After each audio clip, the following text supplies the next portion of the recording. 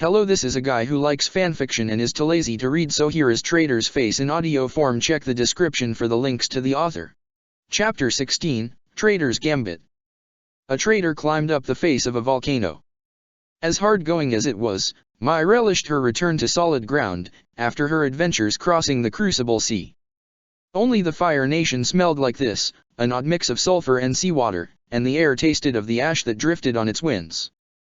In other lands, the earth was a dead thing, cold and unmoving, but with a volcano so close, Crescent Island rumbled with the power of the planet's molten heart.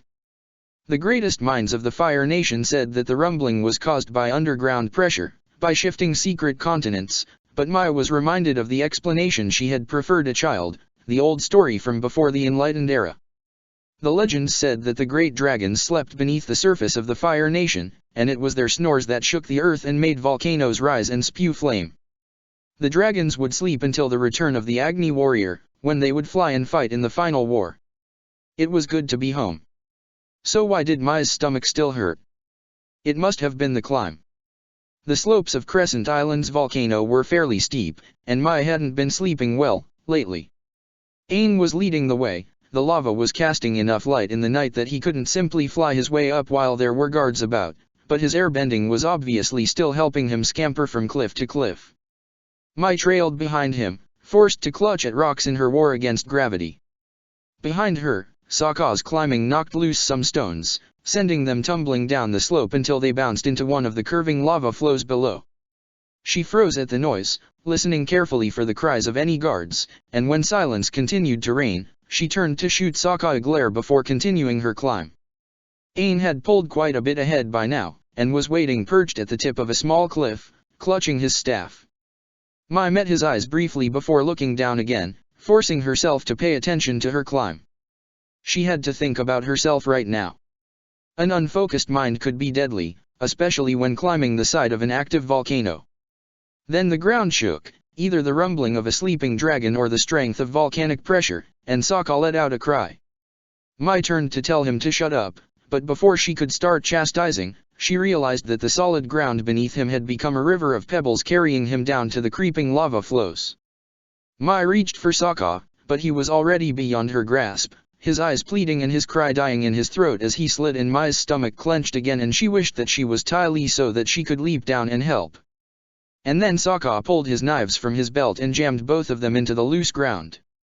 They must have struck something solid beneath the loose skin of the mountain, because they remained anchored as Sokka's slide stopped with a jolt. Mai let out a heavy breath. He was safe. Now how were they going to get him up? A burst of wind splashed Mai's face, and she turned to find Aang right in front of her, balanced in a crouch on top of the rock she was using for her own anchor. He held his staff out beside her, holding it at one tip so that its full length stretched down, and nodded at her. Oh. Mai transferred one hand from her rock to the staff, and then the second. Now, Aang's strength was the only thing keeping her from her own slide down to death. Slowly, one hand at a time, she lowered herself until she was hanging from the other end of the staff, laying on the ground with her arms stretched above her head to make herself as long as possible. She couldn't even look to see if it was enough, and only got her answer when one of Sokka's hands grabbed her boots. For the next few minutes, Mai did her best impression of a ladder as Sokka climbed over her. His boots were filthy with volcano ash, and Mai was briefly glad that she had kept the outfit ruined in the tub's coal bin and chose to wear it for this mission. No need to stain two sets of robes with ash that was darker than the night. And if things didn't go according to Mai's plan, she would need all the clothes, all the resources she could get. Finally, Sokka reached Aang, and together the two began a more mundane climb up the slope. Mai brought up the rear, and tried to get back to thinking about herself. It was with a certain sense of relief that Aang finally reached the Dark Fire Temple. He knew this whole enterprise would be dangerous, but he hadn't expected things to start off so intensely. What was ahead, if it was already this tough? Sokka and Mai pulled themselves up onto the temple's cliff as well, and Aang finally had a chance to examine the building itself.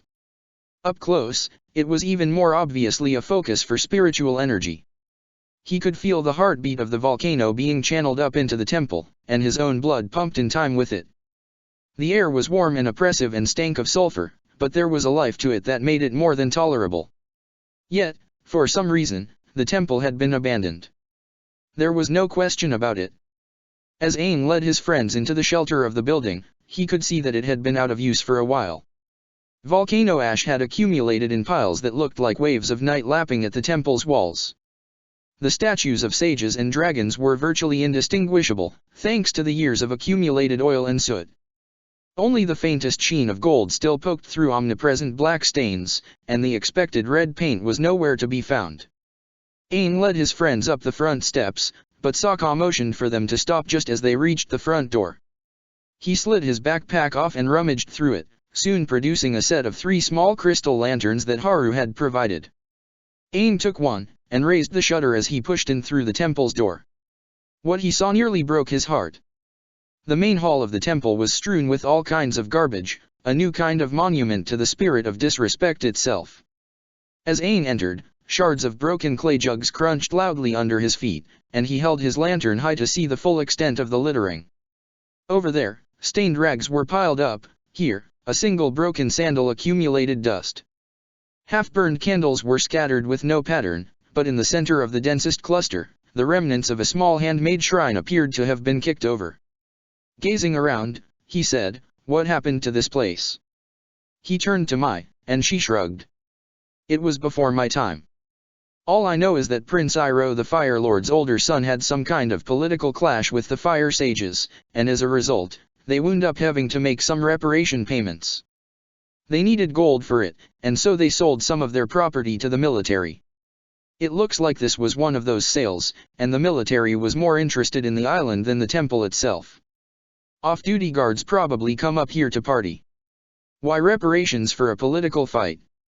Mike worked an eyebrow. What worthwhile political fight doesn't result in the ruin of entire families and cities? While Aang tried to wrap his head around that, Sokka stepped over to the ruined shrine and said, "What are these temples built for, anyway?" "Human sacrifice." "Well, as you can probably guess, the Fire Nation really likes fire. The Fire Sages adhere to something called the Way of the Flame. It's kind of the way is basically instructions for communing with fire and taking inspiration for how to live a better life, whatever that even means." She crossed her arms, shook her hair off her shoulders. "It's old news, now. Sure, in the poorer villages, they still respect the way and try to live by one interpretation or another, but that's pretty much because they have nothing else in their lives." Aang frowned. "I visited the Fire Nation before, you know, a century ago, and the temples and fire sages were really venerated." Mai groaned and massaged her forehead. "If I knew I'd be representing my culture like this, I'd have paid more attention to my history lessons. From what I can remember, the fire sages weren't really embraced by the whole nation until the office of the High Sage was turned into the Fire Lord, and it was the Fire Lords who were responsible for making the way a part of regular life. It was a stopgap against the chaos of the Dark Centuries, or something, but Fire Lord Sozin made a better version by getting rid of all the old-fashioned superstition in it and giving the Fire Nation a real purpose." Sokka snorted. "That purpose being conquering the whole rest of the world?" "Well, yeah. So what's the Fire Nation's purpose now?" "I don't know. My purpose was to win power and prestige serving the royal family, or so I was told. I mostly didn't care." And that right there was, in Aang's opinion, everything that was wrong with the Fire Nation today. That's something the air nomads recorded through all of history. Every culture would drift away from their old teachings at some point and lose its balance, and someone, either the wise among them, or sometimes the Avatar, would have to help bring the culture back on the right path. It's like the Avatar cycle, never stopping. Sokka whistled. "Well, buddy, you got your work cut out for you on that one." "Yeah, I figured that." Aang took a deep breath, and put all that crushing responsibility out of his mind for now. "So, what next?" "We need to find out more about the prison." "Well," Mai said as she absently brushed her robes, "the main installation must be underground. The towers we saw outside aren't big enough to serve as a full prison or military base. Not one as isolated as this." Aang thought about that. Here in the temple, he could feel the power of the volcano resonating through the floor and the walls and the very air, could feel how the building itself had been constructed to channel and distill the volcano's living energy. It was like how the air temples used to be, or what the earth temple above Haru's village had been a faint echo of. This fire temple, although abandoned, was not so old or broken that it had lost its own fire. And no such structure would simply have been built near a volcano. There must be part of this temple that goes underground, too. Volcanoes usually have natural passageways running underneath them, and I bet the fire sages who built this place would have incorporated them. Why else build their temple exactly here? Sokka looked skeptical, but Maya was nodding slowly. It makes sense. The capital caldera has lots of underground passages, and the high temple is sitting on a massive network of them. You could even say that most of the temple itself is actually underground. Aang planted his staff on the ground and took a stance. Then let's look for some secret passages, and find a way to save Katara. As Sokka searched the temple, following the long hallways deep into the building, he worked through various plans for getting away with Katara. The ideal scenario, of course, was finding and freeing her without alerting any of the guards, then slipping out quietly to where Appa and Momo were waiting on the beach, before finally meeting up with Haru again on the tub for a leisurely voyage back to the Earth Kingdom. It would also be possible to just fly away on Appa, if things were rushed. Of course, the tricky part would be freeing Katara from whatever kind of prison she was in without alerting anyone, and Sokka briefly wished that he had brought some of the heavy-duty acids from the research center at the South Pole for any troublesome locks. That was what Mai had done, when freeing Aang, and it had worked out pretty well. As Sokka continued his lamplit search of the temple, he considered that last point. Mai had shown him a list, back in the research center, of the specific acids she wanted. He had figured at the time that she was a saboteur of some kind, given instructions by a knowledgeable sponsor, but then he had forgotten all about that when he realized she was looking to free Aang. Where had she gotten that list? Her own research? Sokka had grown less and less sure about Mai since the Blue Spirit Jet had started a one-man campaign to get rid of her, and yet she hadn't hesitated to save his life back outside the temple. What truth was behind it all? Jet was on track with one thing: Mai didn't seem like the type to throw in against her nation. That talk in the main hall about the Fire Nation's way of flame or whatever was a good case study in the contradiction. Mai hadn't said anything particularly appreciative of the modern Fire Nation, but at the same time, she didn't seem to care about anything she was describing. She wasn't an adherent to the old way of the flame, joining the Avatar to restore balance and proper temple maintenance to her country. She had never talked about seeing something that had tarnished her view of her people, no come to the water moment where she realized that the system she was serving was bad. That didn't mean she had no such moment in her past. Of course, it was possible that she hadn't revealed yet what changed her mind.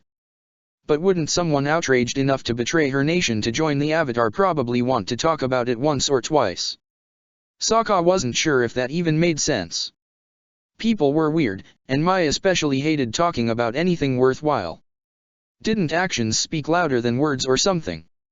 And she had saved Sokka's life. But he couldn't help but feel that it still didn't make sense. He was so distracted by his musings, a little part of him was ashamed at that, because if Katara ever needed his focused attention, it was now that he let a monster sneak up on him, grab him, and throw him into the wall on his left.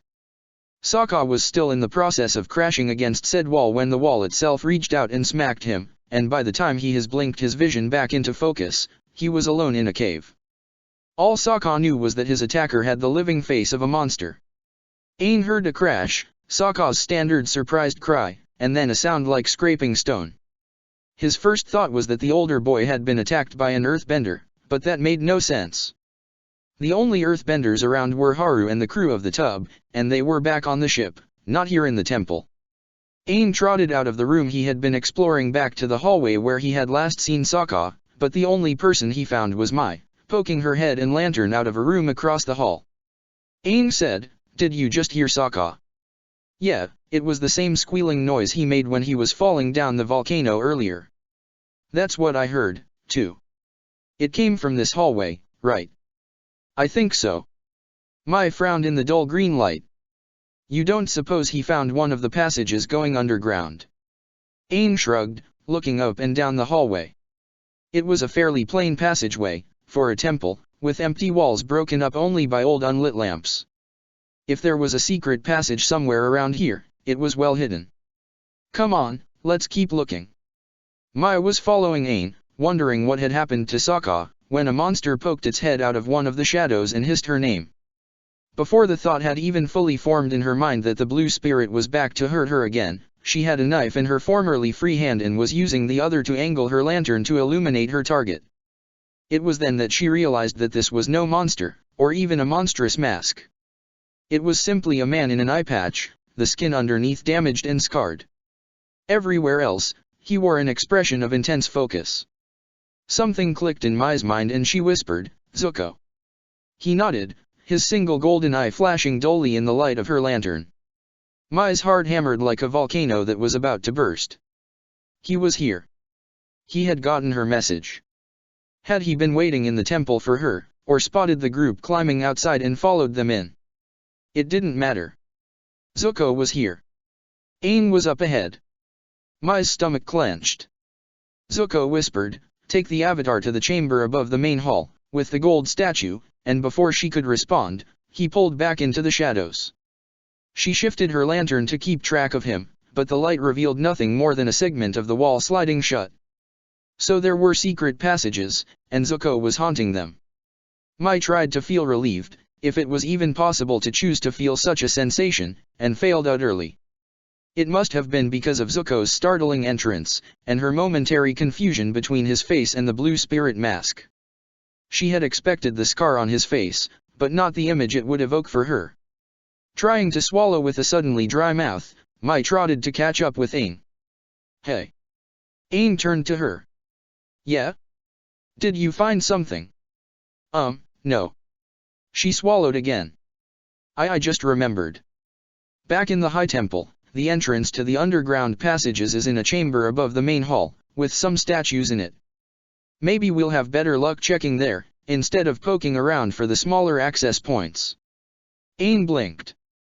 To get to the underground passages, people need to go upstairs. Mai wanted to curse. Yes. It's a metaphor or something. Oh. Okay. Yeah, let's try it. He slowed to let her take the lead.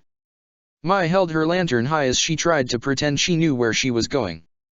She had only ever been on the High Temple grounds a few times in her life, and never beyond the main courtyard. This temple certainly looked nothing like the sprawling High Temple back in Caldera City. It was only by chance that she found a stairway leading up. The hallways on the second floor were a spectacle all their own. Mai's footsteps echoed up to the high ceilings lost to shadows, the sound bouncing off of the dragon coil columns that lined the path. With this much open space, the light of the crystal lanterns struggled to preserve a little bubble around Mai and Aang. It was a surprise when they found the door. It was made of metal, massive and bisected, boasting some kind of complicated lock formed from gears and dragon-shaped blades. Mai had no idea how such a mechanism would have been triggered, but fortunately there was no need for that expertise. The doors hung open, and the piles of dust around them proved that they had been that way for some time. Mai plunged through the doors into the dark, and Aang followed. Trusting her. Even in the sickly green light of her lantern, the room inside was as grand as its entrance, if just for the statue at the far end. The man was tall and regal, bearded and robed, and he stood in front of layers of flames even taller than him, all of it rendered it what was clearly solid gold. The shape of the flames were close enough to the sigil of the Fire Nation that it struck Mai as almost blasphemous, and she wondered who the statue was of. Aang stepped forward, raising his own lantern, and breathed the name, Avatar Roku. Ah, that would explain it. Mai and Aang both were still taking in the sight when they heard the sound of boots on the hard floor behind them, and they spun to find Zuko standing in the open doorway. This was it. Mai fought the urge to be sick all over the floor. "Avatar," Zuko said in a loud, clear voice. It was the first time she had heard it truly, not like the whispers they had shared a few minutes ago. It was hard and commanding, lacking life. Aang stepped forward. Yes. And then Zuko punched a plume of flames right at Aang's chest. The one good thing about the situation was that the monster had let Sokka keep his lantern. With it, he was able to determine that yes, he was indeed in a cave, but also that the wall behind him was that of the temple hallway. Obviously, there was a way to turn the wall into a wall-shaped secret door, but Sokka had no idea how to trigger the passage. There were no levers, no buttons, no written clues, no conspicuous panels to press, or even a statue to lift. It was entirely possible that the passage only opened from one side. That left Aang and Mai with a monster hunting them in a dark temple devoted to evil fire, and Sokka in a cave with nothing to do but explore. Truly, this was proof that the universe was governed by a malicious intelligence. Normally, Sokka would have been happy to explore a cave like this, especially while on a mission to find secret tunnels into his sister's prison. At the moment, though, he was just frustrated by the situation. People liked to talk about irony, but as far as Sokka was concerned, that was just a misleading term for supernatural enemy action. With that thought, he set off deeper into the cave. Although it had a natural shape, the tunnel had clearly been modified by people. The path was perfectly level, and rather than curving up or down, it would give way suddenly to wide staircases. Sokka tried going up, first, to see if he could get back into the temple proper, but although the winding staircase touched the temple walls at various points, he had no better luck finding a passage to trigger than he had at his starting point. Rather than continue to waste his time on that, he backtracked to the staircases leading down, and followed them below the surface. It was a pretty hot choice, mostly because of the open lava flows that ran parallel to the path. What started as another spiral staircase soon became something winding and alien, and the channels of lava ran like slow-motion rapids. The contradiction of that concept did not fail to trouble Sokka. He was almost inclined to believe that he had passed into the natural foundations of the volcano itself, but every so often he would come across an artificially flat platform in the path, or sometimes even metal guardrails bolted into the stone walls. What was the purpose of these tunnels? Sokka was inclined to believe something involving human sacrifice to savage gods, but then he turned a curve and suddenly the tunnel became a perfect hallway with walls that met the ceiling at 90 degrees, and a floor that was a metal grating over a wide river of lava. Sokka was panting now, finding the air itself stifling. The lava was cooking everything, and leaching the moisture right off of his tongue. A drink of water would have been worth its weight in gold, right now. It was that very thought that drove Sokka onward. The hallway was long but not endless, and opened into a room that was nothing less than an engine of evil. Giant metal pylons, thicker than Sokka could spread his arms, were sunk through the grated floor to touch the lava itself, and rather than melting, they glowed red as they absorbed the heat and conducted it up their full length.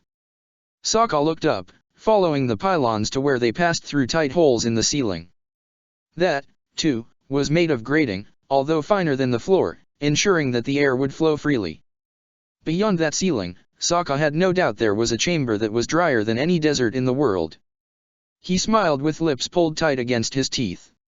"Found you." Aang had no idea who the scarred man it was an older teenager was, but the fact that he was a firebender was information enough. Aang jumped straight up over the flame attack, clipping his lantern to his belt with one hand and calling a wind to carry him all the way to the ceiling with the other. At the apex of his jump, he swung his staff out to whip a crescent of air at his attacker, and then twirled it to deploy the glider. The young man with the scar dodged the wind attack, leaping to the side, but that was fine with Aang, that left nothing blocking the door, so they could make their escape. As he glided down, he looked over at Mai and said, "Come on." She looked back at him, and even though her face was as blank as it ever was, her eyes almost seemed to glisten in the light of her lantern. Then she snapped into motion, flinging her hand open at him, and the air between them was filled with glittering wings of razor-sharp metal. Aang simply couldn't process it. He continued along the angle of his descent as the blades came at him, as they sliced through his glider, as they ripped through his clothes and bit into his skin, and then he was falling and crashing on the marble floor. And what was she doing? He stared at her in confusion, slick pain radiating from cuts on his chest and arms, until some part of his brain registered that fire was once again flying towards him, and when he moved, his unthinking dodge carried him deeper into the room. Mai and the scar guy moved in tandem, her retreating to block the door as he dashed at Aang, him punching fireballs as she readied a set of throwing needles in each hand. They were working together. No, it couldn't be. There was something wrong. Aang danced away from the firebender, blocking out the pain from his cuts, skipping along on desperate winds, and his attention was on Mai as he said, "He's making you do this." It had to be. Maybe it was magic of some kind. This firebender was the last of the temple's sages, haunting its halls, using arcane hypnotic techniques to ensnare the minds of Fire Nation natives. Or it could be something more mundane, that Mai knew the firebender and he was some kind of threat to her family or something precious. There was no doubt that she was hoping that Aang would figure it out and realize that she had no choice and find a way to free her from this dilemma. But her face was blank, and her lantern was lying on the floor at her feet to leave her eyes covered in shadow, while her hands were as still as stone as they held their needles at ready. Aang faltered in his motion, and the firebender closed in on him. He had to give his full attention to the fight, ducking under another fire blast to enter into his attacker's reach, but as the firebender grabbed for him, Aang brought his own hands up and smacked insides of his opponent's arms, knocking them away. Defenseless for a moment, the firebender couldn't stop Aang from hopping and kicking. An air nomad boot landed solidly against the scarred face, and the firebender dropped. Aang landed, hopped over his opponent, and ran for the room's door. He looked at Mai as he moved, waiting for her to get out of the way. She didn't. Aang slowed as he approached her. She tensed, hunched, and curled her arms, ready to throw her weapons. Aang took a step forward.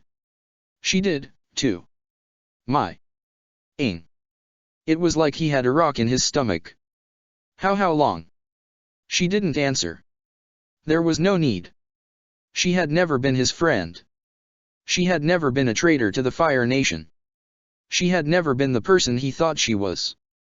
This was the kind of world he had woken up in, a world poisoned by the Fire Nation, and every single one of those monsters was poison, and if all them wanted him as an enemy, even amazing and beautiful teenager girls, then he was the avatar and they would find out just what kind of an enemy he could be. The world exploded into light, and Aang's blood roared in his veins with the pulse and power of the volcano. Thoughts and emotions not his own echoed in his head, but the chaos soon found a commonality, and came together to form one thought that resonated across millennia. The Fire Nation didn't even deserve to exist. The folly of betraying the Avatar would be displayed by removing this whole island from the map. Throughout the waterbender prison, all the guards and captives and even one infiltrator felt the ground bounce like nothing they had felt before.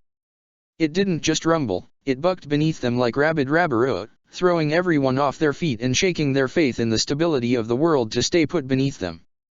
On the ships that patrolled the waters around Crescent Island, the active crew members who happened to be looking towards land saw the whole thing shake so rapidly that the edges of the volcano blurred.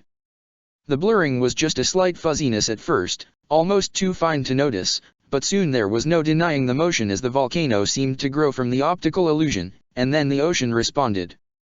The waves that lapped at the shores of Crescent Island reversed themselves, ripples extending outward to smack the patrol ships and send them bobbing in place to such a degree that their sailors could only hold on to something and ride it out. The only exception was the tub, still hiding in the darkness off the shores of the island. Its crew was far too busy to worry about any of this. Sokka had to admit that a certain part of him was impressed by the dryness engine, as he had mentally dubbed it. But mostly he found it horrifying. After he worked his way out of the room with the lava and the grates and the metal pylons that rose into the ceiling, Sokka had been able to find a stairway leading up and had the opportunity to sneak around to see the full extent of the system. The metal pylons rose up through the floor of a hub chamber and broke up into a web of glowing metal with strands that reached out for every single access point. Sokka's guess was that the metal was aluminum, since he knew for a fact that the Fire Nation had only recently begun working with platinum, but there were other materials that might have also served. Whatever the chosen metal, the strands of the web connected the conducting pylons to the walls and ceiling and ran on through the hallways across the whole facility. Every path through the base was lined with hot glowing lines. There was no escaping the drying warmth. But that was only the first level of operation. The central room with the pylons was also the hub of an extensive ventilation system. Massive fans in the walls sucked the air from throughout the whole base to splash against the lava-powered web of metal, so that even the slightest wisp of moisture would sucked up by the airflow and burnt away in the center of the engine. It was genius. It was devious. It was a feat of engineering that would have taken an army of planners and builders working under dangerous conditions, all for the sole purpose of imprisoning the world's waterbenders and keeping them in a miserable living death. Sokka was kind of glad that it boggled his mind. As much as he was a cynic, as much as he was pretty much dead inside, he still couldn't comprehend such evil. He was still sneaking along the maintenance corridors when the entire world suddenly decided to start shaking. It was a deep kind of rattling, the kind that had nearly killed Sokka outside when he had been climbing up the face of the volcano. But this wasn't just a quick tremor. It dragged on, varying in tempo, like an animal trying everything in its power to get rid of its saddle. Sokka could do nothing but crouch down against a wall and try to ride it out, and even as his senses quickly became overwhelmed by the experience, he was pretty sure he heard a wrenching and grinding of metal echoing from back in the dryness engine's hub chamber. When the shaking was finally over, he cautiously got back to his feet, and thought about that sound. The quake must have done damage to some of the equipment. He checked the red-hot metal lines that ran along the wall nearby. On second thought, perhaps crouching near the wall hadn't been the brightest idea, and saw that they weren't diminishing in glow. So these were still connected to the center of the web, for now. Still, Sokka couldn't imagine that the staff wouldn't want to give it a thorough examination, just to be sure. The world trembled again as he hurried down the hallway, another sustained shake that, while not as bad as the first, didn't strike Sokka as natural volcano activity. Was it getting ready to explode? Was it already exploding? Did he have a limited amount of time to find Katara, find Aang, and Mai, and get out of here? At the end of the hallway, he found the hub of the dryness engine exactly where he had left it.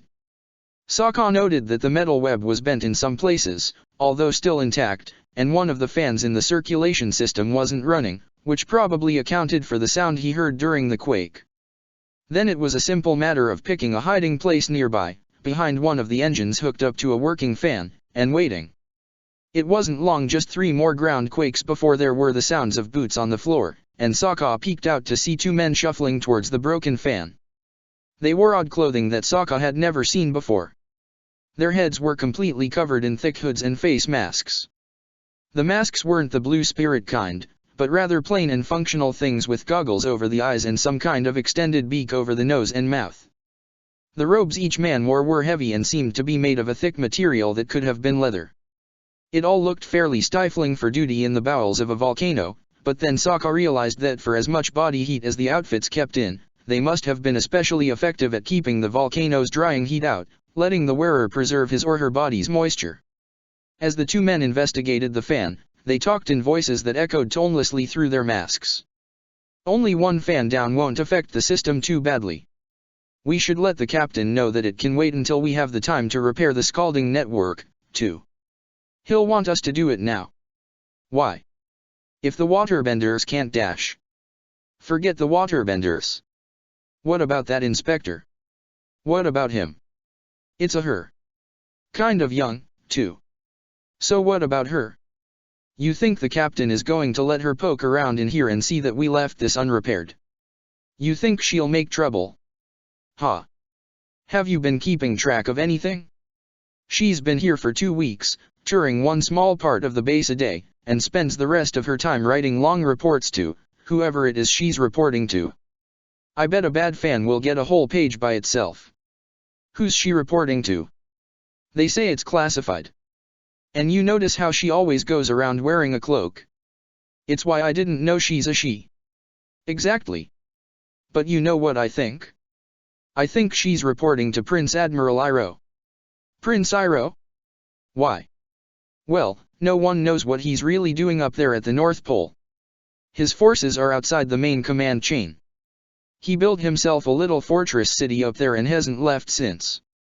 I figure he's doing something with all those waterbenders, and now he's looking to free the ones here. Add them to his collection. He's probably got them doing their weird rituals to increase his power, or something. What power? His firebending? How will waterbender magic help with that? Well, if I disappear mysteriously tonight, you'll know I was right. If you disappear mysteriously tonight, I'll be making a Thanksgiving sacrifice to the great dragons. By that point, Sokka had snuck up on the 2 technicians. He stepped forward, shoved both men up against the ventilation machine, pulled his knives, and held the point of each one at the base of a technician's head. Hey, guys. I need you to lift your hoods and masks off now so that I can knock you out and steal your clothes. Your other option is to have me shove these knives through the hoods into your spines like the bloodthirsty water tribe savage I am. What do you say? More than anything, Mai wanted to run, but she knew there was nowhere that would offer an escape. The dead room of the fire temple had become a living tempest with Aang floating at its center, suspended in a cyclone of ash and dust, glowing blue with enough power to light up the whole chamber. Avatar Roku's statue glittered behind him, the gold now shining more like platinum in the strange light that poured from Aang's eyes and tattoos. The air in the room had become a storm, the winds battering at Mai's body hard enough to hurt. She held her ground, trying to guard the only exit so that Zuko could do what he needed to do. That idiot, that worthless, stupid failure who thought it was a good idea to just walk up to Aang and start throwing fire was at least doing his part, crawling on the floor towards Aang and every so often trying to throw some fire. It was futile, though. The wind smothered Zuko's flames before they could even fully leave his hands, and his every attack left him sliding back along the floor as the gale overcame a single hand's grip. It was like the Everstorm all over again, but with ash instead of snow. Even worse, though, was what Aang was doing to the island itself. When she squinted against the winds, holding her hands up to try to fend off the worst of the driving ash, she could see that Aang was moving in his cyclone. He was clenching his fists, and slowly raising his arms above his head before swinging them back down. It was like watching Tom Tom have a little tantrum, but while Tom Tom could do nothing but annoy the adults around him, Aang was having a much greater effect. Every time his fists came down, the whole island shuddered long and hard. Sure, it could just be earthbending. But this was a volcano island, and still active. Was a volcano any harder to control than a blizzard at the South Pole? As much as Mai wanted to run, she was sure that there was nowhere she could run to, because it was only a matter of time before Crescent Island exploded and returned to its original form beneath the waves of the ocean. Mai and Zuko would die here, victims of their own treachery. Aang, she was sure, would survive. Sokka and his sister, if they even still lived, would be collateral damage in the Avatar's first real strike back against the Fire Nation. All the other people in the prison base would be mere footnotes in history. But Mai could do something to stop all that. She had her knives, her razors, her hinged blades, and her needles. She was in the middle of a windstorm, but if she focused all her chi into a throw, channeled her energy into her blade, she was capable of knocking grown men off their feet and piercing solid stone. This close, she would be able to get one of her projectiles through the winds to Aang's body. Probably. If Aang was stopped, Crescent Island might survive. Aang said that if he died in the Avatar state, his reincarnation cycle would be broken forever. It would be the end of the Avatar, the end of the Fire Nation's last true enemy. Mai took 5 of her needles in hand, squinted against the ash storm, and took aim. She would have to be precise. She blocked out the winds that hammered at her, focusing on her own breathing and the beating of her heart. She let that carry her mind, rode the flow of energy through the paths in her body and jumped out again when she reached the path for her throwing arm. She flung her needles, and closed her eyes against the result. A long moment later, the winds began to die. Chapter 17, Traitor's Lament. Zhao was fairly certain that abandoned fire temples were not supposed to be glowing with unearthly lights. His ship had arrived in the waters around Crescent Island to find everything seemingly normal. The patrol ships were circling the island in their regular patterns, and the towers of the island base itself were lit with nothing more than the standard signal lamps and the reflected glow of volcano lava. Standing in the bridge and looking through the viewport at the dark of the night, he had seen no sign of Captain Haru's ramshackle cargo ship, and began to wonder if perhaps he had jumped to the wrong conclusion. Then, much to Zhao's relief, the volcano had shaken with terrifying intensity, generating a wave that had shaken every ship in the area. Even better, when he got back up off the floor and looked through the viewport again, the old fire temple on the island's eastern curve had a vivid blue light sparkling through the windows midway up the tower. Unfortunately, that meant he was also too late. The Avatar was already here, in a fairly defensible position, and seemingly in control of an active volcano. As much as capturing the Avatar would be a boost to Zhao's prestige, as good as it would feel to cook Lady Mai, posthumous glory would do him no good. Fortunately, he had resources that he could consult. Zhao nodded to the captain serving as his second-in-command on the ship. Hold this position coordinate with the patrollers here, and keep a watch on for Captain Haru's ship or other signs of the Avatar's allies. I'll be back as soon as I finish my consultation. And with that, he started making his way to the ship's brig. It didn't matter to Zuko that he had obviously gotten himself in over his head. It didn't matter that Roku's shrine had become the focal point of a hurricane, containing winds so powerful that the ash they carried rubbed like sandpaper against any exposed skin. It didn't matter that a light the color of pain filled the whole chamber, and even the dullest reflection burned Zuko's remaining eye. It didn't even matter that he required all of his strength just to grip the cracks in the floor, and that even his strongest fire was battered down to mere sparks as soon as it was generated. Zuko had a mission. He had to capture the Avatar to restore his honor. He had to succeed or die trying. And so it was that when the storm and light abruptly went away, it was with a certain unquestioning relief that he found himself in the dark with no sense of direction. Zuko pushed himself to his feet and rapidly blinked his eye, trying to make it adjust to the Avatar's sudden lack of glowing. The first things that resolved in his vision were smaller, fainter lights in the room's corners, sickly green in color the crystal lanterns that Mai and the Avatar had been carrying. They must have dropped them. Zuko hurried over to the closest one and grabbed it, working the shutters so that the light could be focused and aimed where he had last seen the Avatar. The boy was indeed still there. He was down on his knees in the center of the room, blinking and dazed, with needles sticking out of his body. There were 5 needles in total, 4 of them poking right through the Avatar's robes just below his shoulders and thighs like acupuncture gone wrong, the cloth around each wound slick with blood that was an oily black in the light of the lantern. The last needle had been planted right in the center of the boy's forehead, at the tip of the arrow tattoo, and a thin stream of blood ran down from it to stain his youthful face. Chi points. Those needles had struck 5 focal points in the major meridians in the Avatar's chi flow. Mai was better than ever, it seemed. Zuko began to approach the Avatar, but the boy was already getting back on his feet and taking a fighting stance. Zuko tried to strike first, but even injured, the Avatar was a bit faster, and flung out his fists for a bending attack. Zuko changed his motion to brace for the pounding of another strong wind, but nothing came. The air was dead.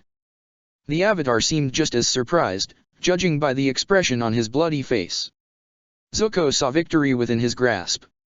He dashed forward, certain there was nothing to stop him now, but the Avatar ducked beneath his grabbing arms and sidestepped in a tight circle. Zuko found that the boy had slipped into his blind spot, and tried to turn around, but he could hear the sounds of the Avatar's boots on the floor, and no matter how fast he spun, he found nothing. Zuko reversed his spin, expecting that to surprise the Avatar, but all he saw was a brief flicker of orange cloth at the bottom corner of his vision, and then once again it was like he was alone. "Fight fair," Zuko growled. "No," the Avatar said from behind, and then a heavy boot slammed into Zuko's butt and sent him sprawling. The lantern went tumbling, further carried by another shake from the volcano, eventually coming to a stop with its focused light spilling on an empty patch of floor. Zuko was left with no sign of his enemy but the sound of running. He heard Mai say, "Ain," but there was no answer besides the continued sound of boots on the floor as the echoes passed out of Roku's shrine and into the unlit hallway. By the time Zuko recovered the lantern, Mai had retrieved the other one, and then they were running out into the hallway in pursuit of the echoes. As they moved, Mai threw a look over at Zuko and said, "He's going to escape." Zuko shook his head. "I sealed the exits after you arrived, and melted the windows shut days ago. He's trapped in here with us, especially if he doesn't have his bending." They came to the end of the hallway and turned the corner to shine their lanterns ahead, but all they found was a set of curved stairs leading up. Zuko couldn't even hear the Avatar's footsteps anymore. That kid could run. Zuko slowed as the volcano shook again. This was no frantic chase, now. It was a hunt, and the winner would be the one to make his strength last the longest. He motioned for Mai to follow, and led the way up the stairs, moving his lantern back and forth to drive away all shadows. Mai broke the silence by saying, "What do you mean he doesn't have his bending? You blocked his chi with your needles. He tried to airbend at me before and couldn't." She gave a little shake of her head. That was Ty Lee's specialty. I just made a guess that hitting some major meridians might disrupt his Avatar spirit, if I didn't miss and kill him, but I don't think that would take his bending. They reached the top of the stairs as the volcano gave another shudder. Zuko was starting to wonder if he should be worrying about that, but then he looked through the doorway at the stairs' end. The chamber beyond was massive, filled with etched columns that rose up beyond the light of the lanterns. It was the perfect place for the Avatar to hide. But there was nothing the Avatar could do to fight back once he was found, so it was only a question of time until he could restore his honor. It doesn't matter how it happened, we need to take advantage of it. The Avatar must be mine. He started to move forward again, but a hand grabbed at his left shoulder, and Zuko suddenly found himself being shoved against the door. Mai held him trapped and stepped close enough that he could feel her exhalations on his face. He realized that she was breathing hard, and wondered for a moment if she needed to rest after the running and the stairs, but then he saw the intensity of her eyes in the lantern light, and realized that despite her blank face, she was furious. Zuko's view of Mai filled his entire world, and all the little details he had missed in the dim lighting were revealed to his single-eyed sight. Her hair was done in one of the traditional styles that her mother had always favored, careful pilings beneath ox-horn buns that ended in twin tails, but it was matted dully with sweat and dirt. Her face and clothes weren't any better, streaked and stained with the ash that dirted all the air on this island, and there was a mixed odor of machine oil and coal and human stress coming from her. Her face was that of the forest spirit, the one who had led Zuko through the torture of the Ashland, but that false Mai had reveled in its cold beauty, never allowing the mud or filth of the world to touch it. That image had been Zuko's ideal of Mai, but here in front of him was the real thing, looking like she had been dragged through the whole homeland to get to here. It was hard to believe that this was the same girl who had always been so carefully groomed, who hated getting wet and would actually run in terror from mud. Zuko was almost embarrassed to be seeing her like this, and he wondered if that was how Azula had felt when she found him in that gutter. The shy whisper of a little girl had given way to the smoky voice of a woman, but there was a growl in it that savaged Zuko's ears as Mai said, "No more stupidity. Wadash. I've tortured myself to give you this opportunity, and you accept it by walking up to Aang and immediately starting a fight. I had to be sure dash. My word wasn't enough? But that's the least of your idiocy." She let go of his shoulder, but didn't back away. "Aang didn't know you. You could have invited him to tea and he would have accepted. You could have asked him to come back to the Fire Nation willingly to help sort out all our problems. You could have resolved this peacefully, with no one getting hurt, but because you had to make this a stupid Agni Kai, now we have to chase and fight him." Mai's face briefly flickered into such an expression of disgust that Zuko was brought up short, and then she put her sculpted blank look back into place. But Zuko could still hear the revulsion in her voice as she said, "Everything your sister ever said about you is right." She finally stepped back, and the volcano shook again. Zuko stood there for a long moment, feeling the fire within swing chaotically between flares and flickers. So this was the one true ally he had in the world. The woman who had supposedly risked so much to restore him to his proper place? The girl whose betrothal to his cousin made his world so dim? If she had ever been the person he thought, if she had ever been more than a pretty face worn by a vengeful forest spirit, she was apparently just Azula's creature, now, a living weapon that could do nothing but hurt people. Zuko could go back to the Fire Nation with her, could let her stay by his side, could even take her into his home, but would this sharp edge always be waiting to punish him for his failures? "Guard the door here," he said, and resolved not to think about Mai until the Avatar was his. Zuko moved into the wide chamber and passed between a pair of pillars. In the lantern's light, he could barely make out the carvings on each of the columns, but he could easily guess their purpose. This was a lore room, with each pillar telling a story in pictographs of Fire Nation legend or history.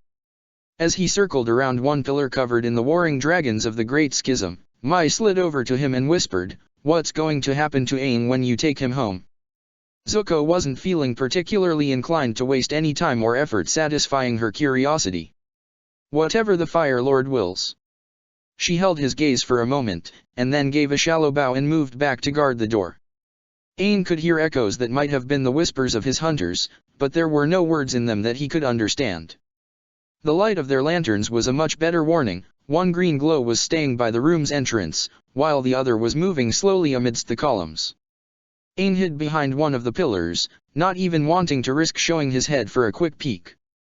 Right now, stealth was his best weapon, more useful even than his staff. Aang flitted around the pillar to keep it between him and the moving lantern light, and his motion made his wounds jolt with pain again. He bit back a little moan, riding it out until it settled into the heavy ache that had plagued him since he was forced out of the Avatar state. It took a conscious effort of will to keep from rushing out to punish this one-eyed man who had stolen Mai to the side of evil, had given her reason to betray Aang and raise her weapons against him. She had used Aang all this time, lied to him and laughed at him behind his back while she guided him to this place. How could he trust anyone, now? Even Sokka could be part of this crazy trap. Maybe Sokka didn't really care about his sister, and was using her as an excuse to get Aang to Crescent Island. Maybe Sokka and Mai were lovers, or maybe Mai was just manipulating Sokka's love like she had manipulated Aang's. Maybe this eye patch guy was Mai's lover, too, and she had risen to the top of the Fire Nation by using her beauty to turn useful men into her servants. The pain in Aang's body intensified to the point of outshining his wounds, and he had to fight to keep standing. He could feel his blood pulsing through his veins, but the blood was thick and almost solid, pushing through his body with the same discomfort that came from trying to swallow a whole lychee nut at once. The fight against the pain brought a bit of clarity to Aang's mind. Sokka wasn't a traitor. Aang had seen the emotions in the older boy's eyes whenever he said Katara's name. It was the same emptiness Aang felt when he thought about all the evil he had caused by running away and falling asleep for 101 years. Moreover, Sokka had never looked at Mai the way Aang did, and Mai was no flirt. But she had still betrayed him. If only he could figure out why he couldn't airbend.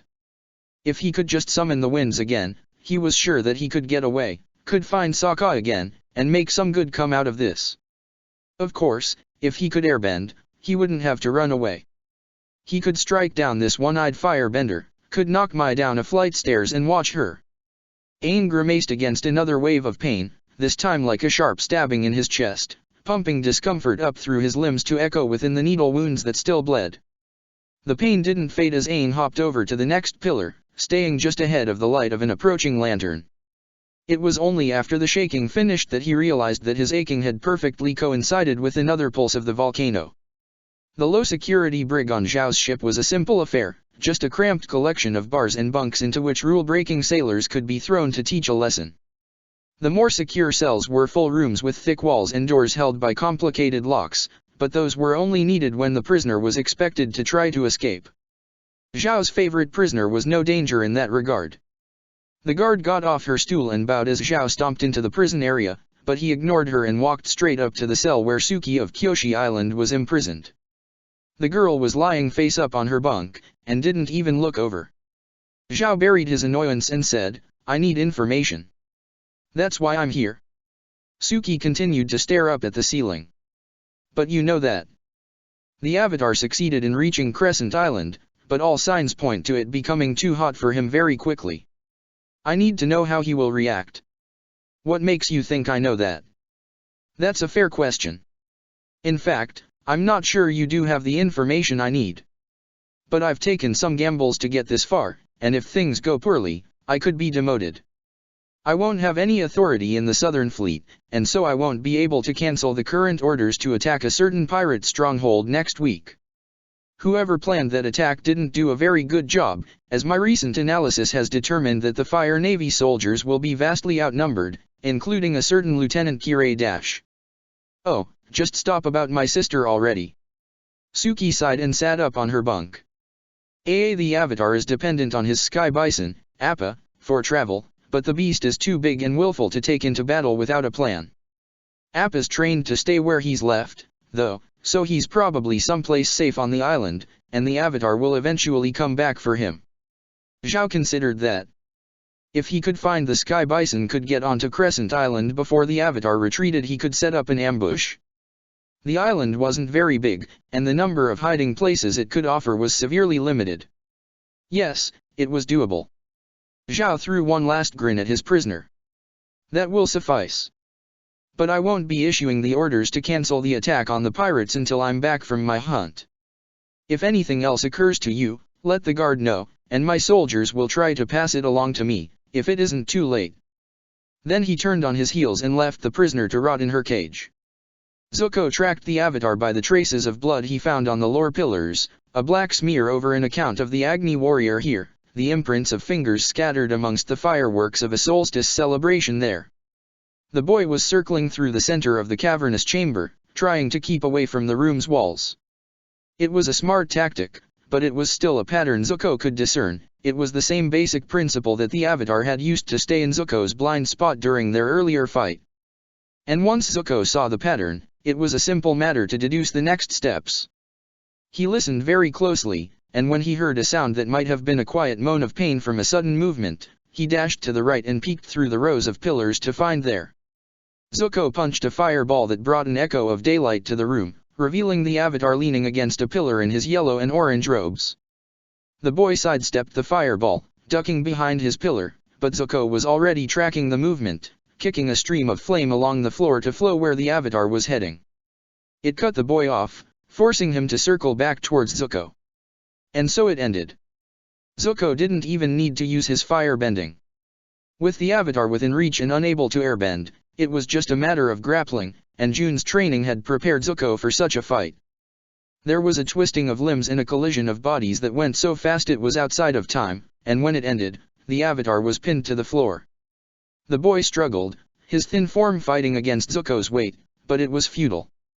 The Avatar's strength left him and he gave up the struggle, giving a pained groan, and Zuko began to worry. He needed the Avatar alive, and nothing he had done should have hurt the boy this much. He rolled the Avatar on the ground, making sure to keep the boy's limbs pinned, but there were no real injuries that he could see, besides the wounds from Mai's needles, but those shouldn't have been that painful. Was the Avatar not used to being hurt? Then Zuko looked at the Avatar's face, and saw the sweat running down his tattooed head, mixing with the blood. It was like the boy was fevered. The volcano shook again, but this time it didn't stop, and the whole temple creaked in chorus. It was hard to tell, beneath the layers of insulating padding, but Sokka was getting the distinct impression that the prison facility was getting hotter. As he moved through the shaking hallways, the staff of the base moved around in what seemed like a massive panic. Most of them were dressed like him in the heavy robes and breath masks that seemed to be the local uniform for technicians. Many of them were now frantically checking pressure gauges built right into the walls of the hallways, while others bustled in and out of equipment rooms and pipe junctions and plumbing hubs. A small army of technicians were doing patrols of the dryness engine's glowing red veins, calling out for an emergency repair squad wherever breaks were found, and soldiers bustled about moving all kinds of equipment to safe places and even doing some preliminary evacuations of non-essential staff. Above the din of all that, the loudspeaker constantly sounded with technical updates from throughout the underground prison facilities, broken up only by more mundane calls for non-essential personnel to assemble on the eastern docks. Sokka just moved through it all, following the directions he had been given by the technicians he ambushed and interrogated, and tried to walk with the confidence of someone who belonged here in the middle of an unfolding disaster. He just had 2 more hallways to go when a short figure in a hooded cloak stepped into his path and motioned for him to stop. Sokka considered just shoving this interloper out of the way, but then manicured hands pulled the hood back to reveal what appeared to be an emotionless sculptor's impression of a teenage girl. But though her face was sharp and cold, her piercing golden eyes stopped him in his tracks. This must be the feared inspector he had heard about. With a voice like thorns covered in honey, she said, "Where are you going?" Sokka stood up straight and tried to put a little more maturity into his voice. "To the waterbender prisons. My captain ordered me to monitor those facilities." The tilt of her head was so slight that it didn't even shift her hood. No one was dispatched there before now. Slush. Sokka reached into the tool belt that was part of his disguise and pulled out the first thing he couldn't recognize. "They were, milady, but those are just technicians of the 3rd class, and don't have the expertise or the equipment to monitor for barometric quasi-throngs in the atmosphere. I just finished recalibrating the anti-dampener for the volcano activity, and now I need to make sure it's having the desired effect on the prisons." Quasi-throngs. What the slush were quasi-throngs? Why would he make up something as stupid sounding as a quasi-throng?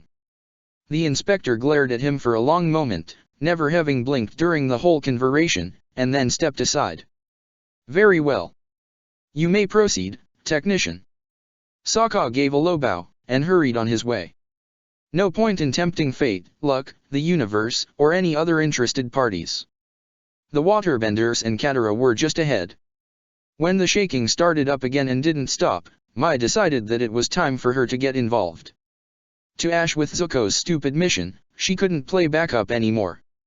It was an easy matter to just follow the light of Zuko's lantern through the rows of lore pillars, and when she found him, he was crouched over Aang, pinning the younger boy to the floor, the scarred and blinded side of his face all that was visible from her position. Zuko. His head snapped to face her, and he outright scowled when he saw her. What? What are you doing to him? Nothing. He's feverish, or something. Are your needles poisoned? Feverish?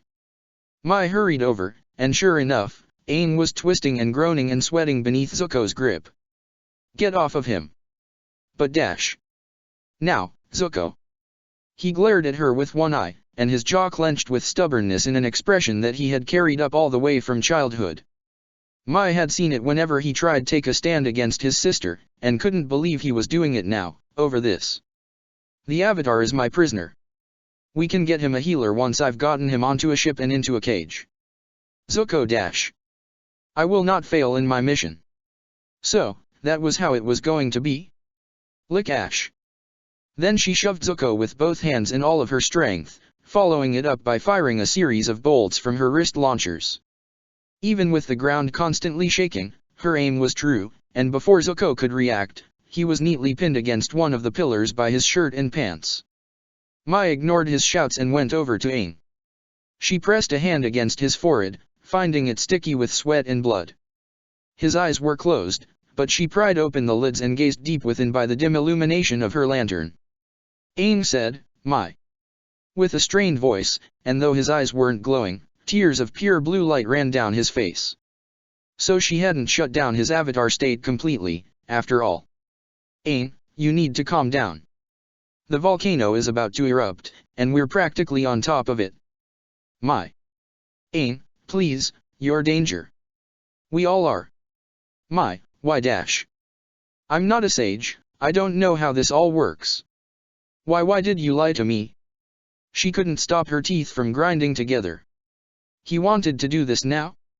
But his face was pinched in the same way it had been when they had been cleaning out the remains of his people from the Southern Air Temple, and she realized that she had done this. Both her needles and her betrayal were the architects of the situation.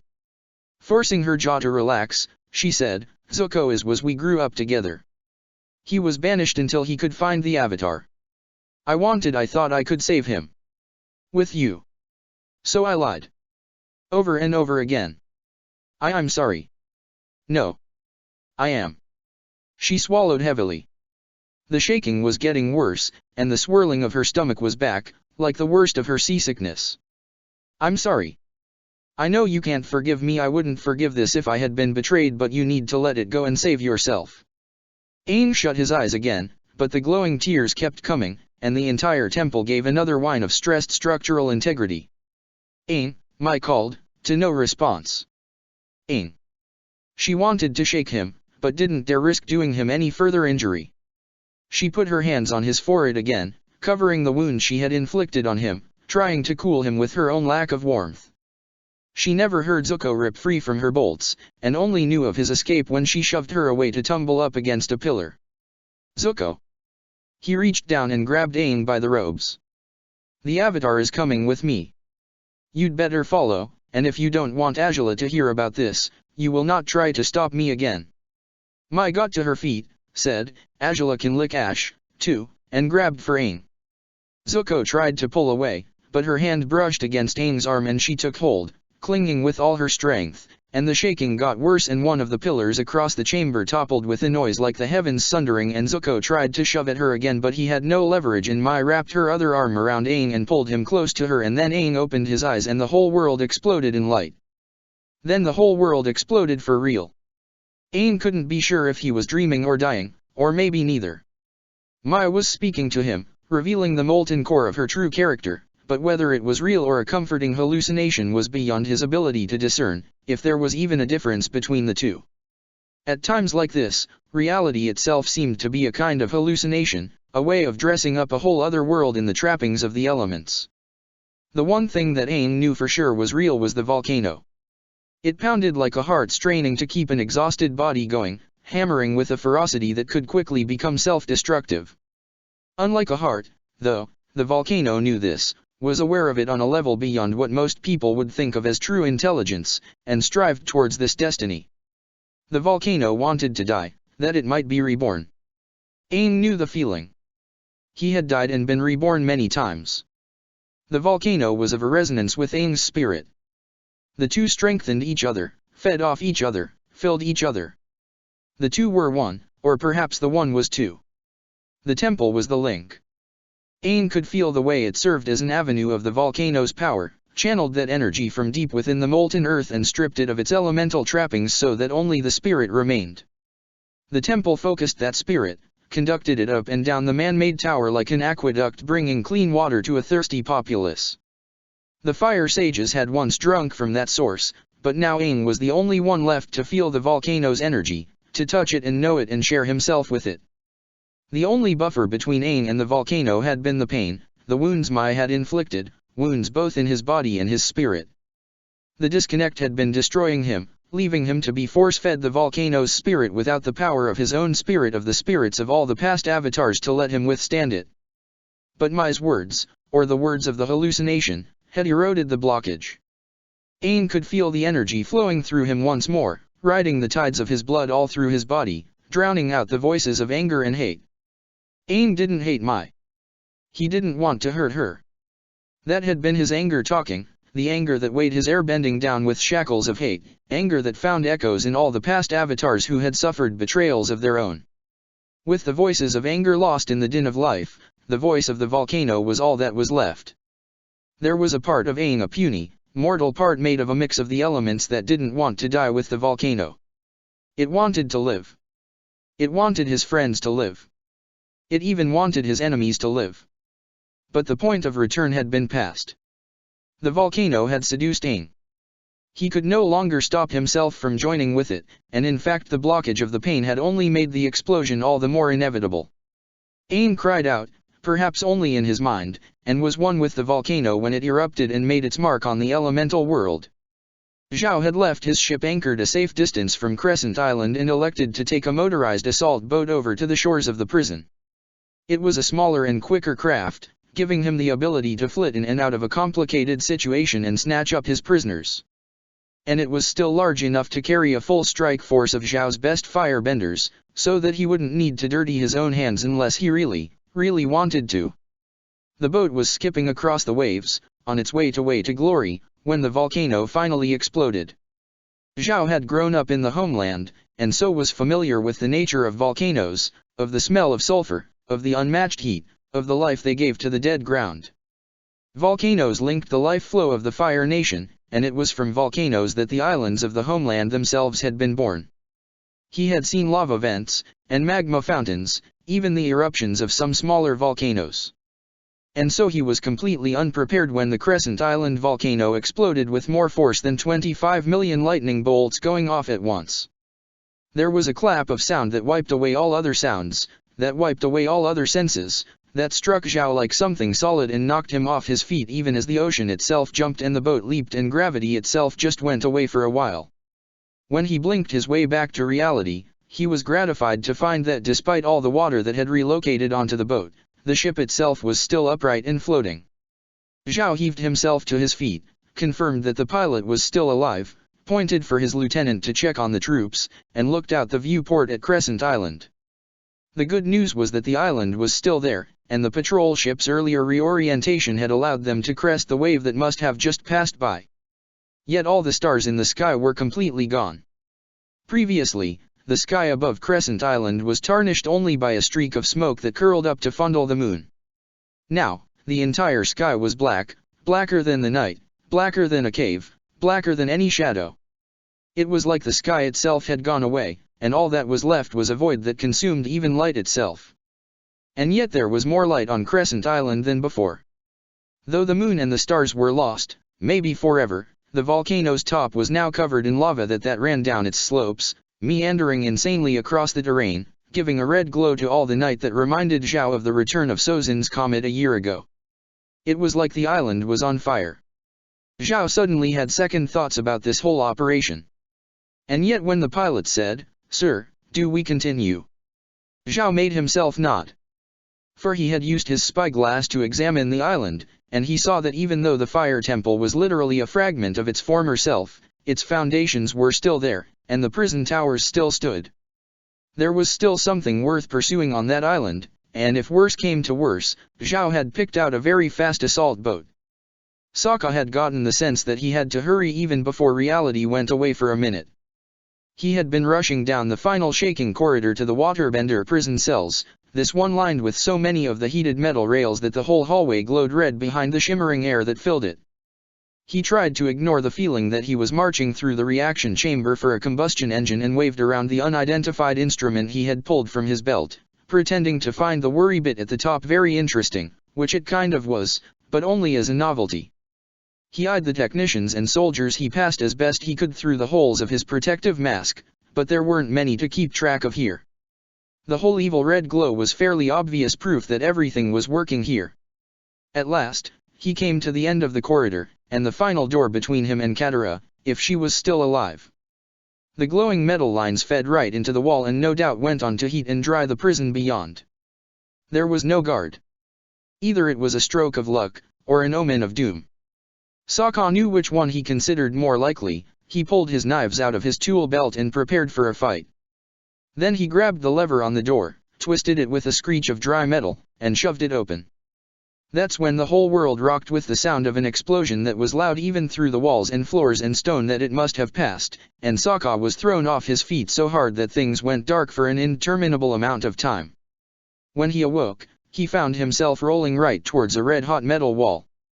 He only survived by slamming one of his knives into the grated floor and yanking himself to a firm halt just short of the deadly touch of metal heated to glowing by the molten heart of a volcano. This was why it was stupid to build massive dryness engines out of volcanoes. Seriously, the whole thing was just deranged.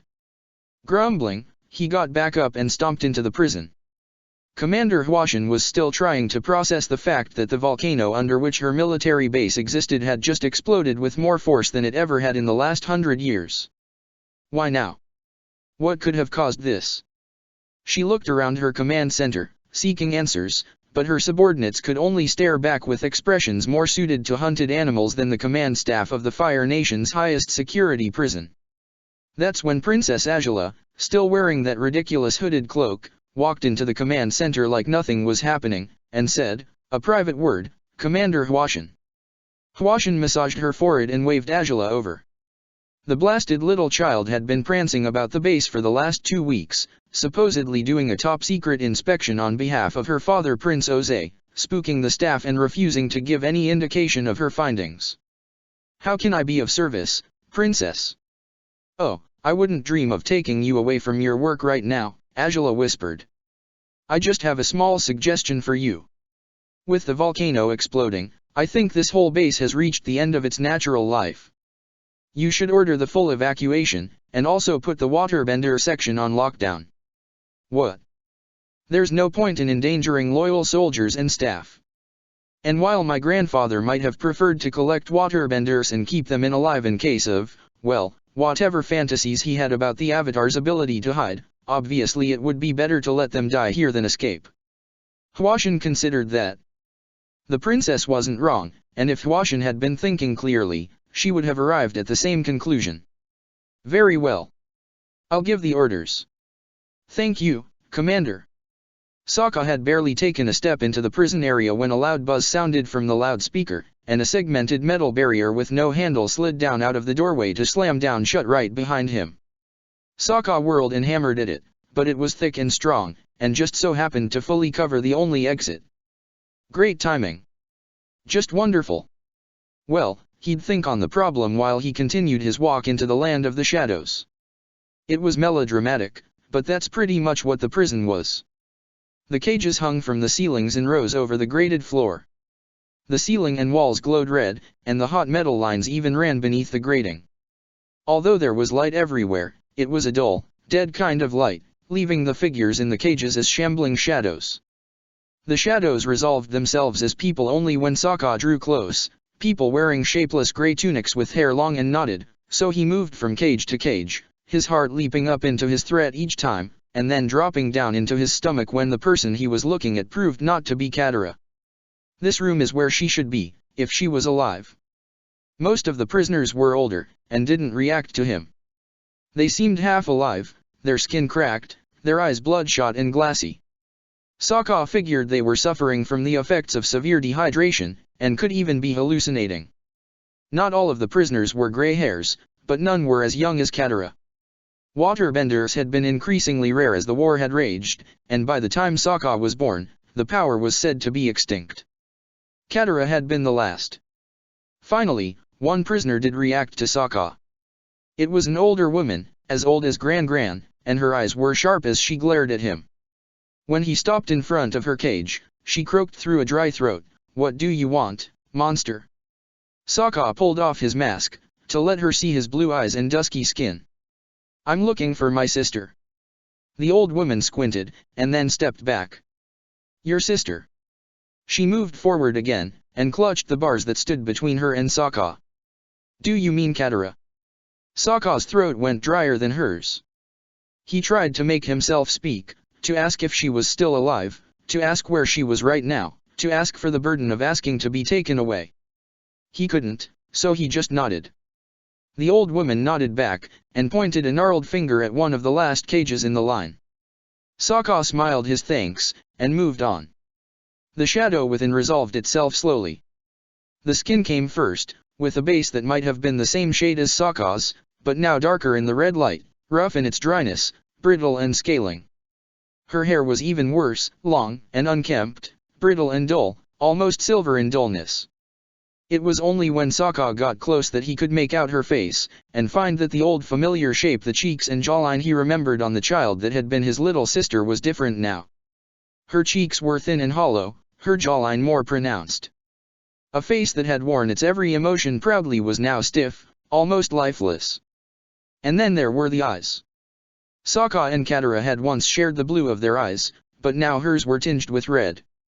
Her eyes were colored like the Fire Nation. She was his sister, but in every visible way, she also wasn't. She was his sister, and she was beautiful. "Katara," Sokka breathed, his voice hitching. She looked at him, those bloodshot eyes taking him in. Those eyes remained dull, and her face had no expression. Did she really truly see him? Then those eyes went wide, and perhaps it was just Sokka's imagination, the blue stood out a bit more vividly. Her jaw dropped, and she raised shaking hands up to her mouth. Her voice rasped, as though she hadn't spoken in ages. Sokka. He nodded, yanked off his gloves, and reached up through the bars. She sank to her knees, and took his hands in her own. Her hands felt as rough as they looked, but they were her hands, and they were warm because she was alive. Sokka was too dry to shed tears, but sobbed nonetheless, and Katara did as well, and his heart nearly burst when she said, "Why, you're alive. You're still alive." She was the one who might have been dead all these years, and she had been worrying about him. It had been a close thing, but he hadn't let her down. He had fulfilled his responsibility as her big brother. "I'm alive, and you're alive. Now I'm getting you out of here." Chapter 18, Traitor's Salvation. Zuko followed the path of pain back to consciousness. For a while, there was no light, no sound, no thoughts. He wasn't even aware of being alive, although the pain throughout his body should have been a clue. He was stuck in this state for an eternity, but after the universe was birthed in flame and died in ice a few dozen times, he was able to achieve something approaching consciousness. He opened his eyes, and found the world lit by a heavy red glow, with a fire temple in pieces all around him. Well, that would explain why he hurt so much. His thoughts fought through the pain and the sluggishness and the roar of the ocean and the rumble of the volcano, and he remembered how Mai had betrayed him. He sat up, worsening his aches. He winced his way through it, centering his mind on Mai. She had tried to keep him away from the Avatar, more concerned about the boy than securing Zuko's honor. She didn't care about helping him. She was just like everyone else, using him for her own ends and then discarding him. They had been fighting over the Avatar, but then the volcano's rumbling had increased, and a pillar had fallen, and there was a light. The Avatar's light. Zuko forced himself to look around, beyond the wreckage of the temple. It was still the dark of night, but everything was lit up with the distinctive glow of lava, and he realized that the ocean was right next to him. But the temple was situated halfway up the volcano. He looked up, and saw most of the temple still on its cliff far above. He looked straight ahead, and found that he and the wreckage of the temple's upper floors were on the beach at the base of the volcano. It seemed that, when the volcano had exploded, the temple collapsed and its top half plummeted all the way down the slope of the mountain, taking him with it. That explained why he hurt so badly. A straight fall would have killed him, but the half-tumble he seemed to have ridden had merely battered him unconscious. All the evidence pointed to either extraordinary luck, or that his head was in fact harder than fire temple construction. Then he realized that his hunt for the Avatar was finished, at least temporarily. He was in no condition to fight, if the Avatar if Maya was even still alive. He felt another pain, this one not entirely physical. He had failed. After all that work, all the effort of infiltrating Crescent Island, all the waiting and planning, he had failed. If the Avatar escaped, he would have no idea how to find the boy. He would be back at the beginning, in the same state as when his crew had marooned him in the fire colonies. He would have nothing left to do but crawl back into the gutter. No. He wouldn't do that again. He had to go home. He had to see father. He had to know about Ba Singh Se. And he couldn't do that if he died here. He climbed to his feet, ignoring his pain. He scanned around there. That wooden crossbeam would float. He worked his way over to it, hoisted it up on protesting shoulders, and lugged it to where the ocean met the black sands of the island. Just as he was about to plunge into the water, he heard a second rumbling, more harmonic than that of the volcano. He followed the noise with his gaze, looking up and over, and found himself staring into the sky at a giant ball of fur with a face. What the? Oh. The Avatar's sky bison. A maelstrom of plans swirled in Zuko's mind, but his headache made it hard to turn any of them into things of substance, and besides, how was he really going to capture the bison anyway? He pointed up at the remainder of the temple on the cliff. Your master is up there. Save him, if he lives. I'll need to meet up with him again soon. The sky bison gave a heavy, melodic lowing, and then twisted in the air and flew up in the direction Zuko had indicated. With that done, he heaved his crossbeam to float in the water. He gave one last look at the island, and spotted another bit of wood sticking out of the temple's wreckage, something that might not be immediately useful, but would undoubtedly be a good investment. The Avatar's glider staff had fallen along with Zuko. He took it, and used torn strips from his tunic to tie it to his crossbeam float. Then he wrapped his arms around both and surrendered his fate to the waters. The volcano's activity was already fighting against the push of the waves, and some extra kicking got him moving in the directions of the Fire Navy patrol ships that still circled the island. His next meeting with the Avatar would come, once he got back to June the bounty hunter and her Shersha scent tracker. Sokka and Katara held each other in the heart of the volcano. They were both too dry to shed tears, but couldn't bring themselves to let go of each other. He knelt before her suspended cage, arms extended through the bars to clutch her hands, and she gripped back with more strength than he would have expected after so long in this place.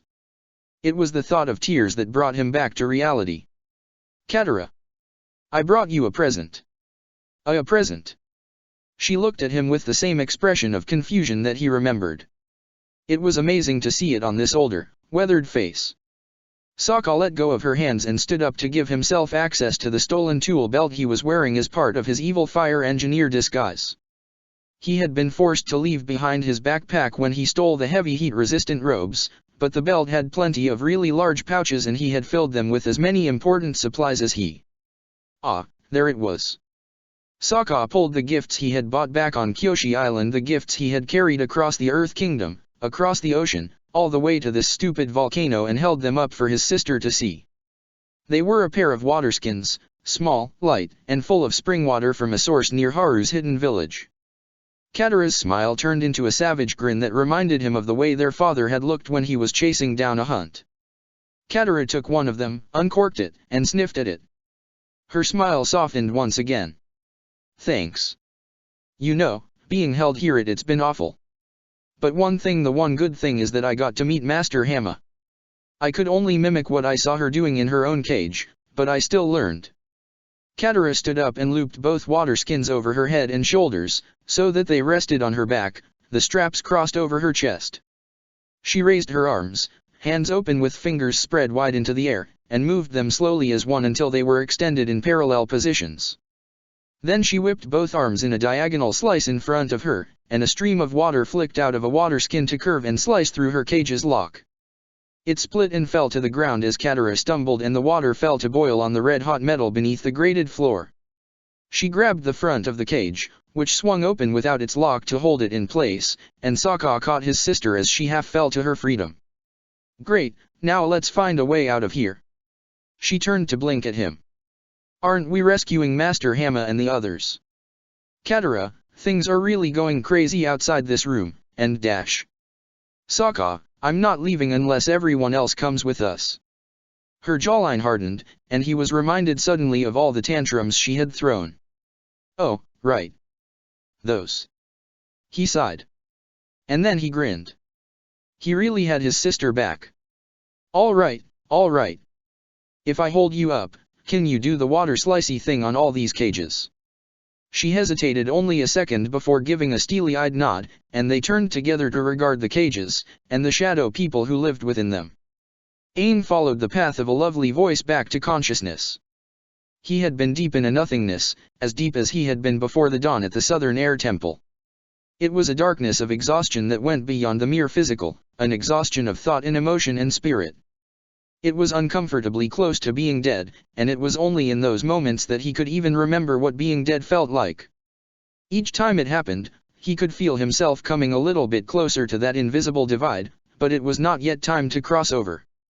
Mai hissed, "Wake up already," and his eyes snapped open. Strangely, he found himself looking at a slope of black sand lit by flowing rivers of lava. These things weren't unexpected for his situation, but this particular view was odd in that he seemed to be above him. A quick check also revealed that was experiencing gravity in an unusual way, with all the blood rushing to his head. He looked down, no, up, and saw Mai above him, holding onto his left ankle with a death grip. As his gaze continued to move upward, he saw that she herself was dangling, clutching a knife that was stabbed into what looked like the floor of one of the rooms of the fire temple. Aang craned his head for a wider view, and saw the full situation.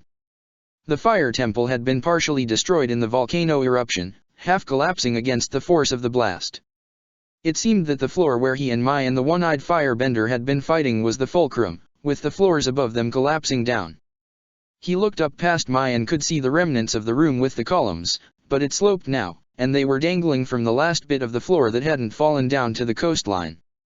He could see bits of the fallen temple littering the side of the volcano, but from this angle, it would be a straight drop to sea-level ground for him. He looked up at Mai, and saw her face twisted from the exertion of holding them both up. Aang said, "Can you climb?" She shook her hand, sending her loosened hair swaying in the ash-stained wind.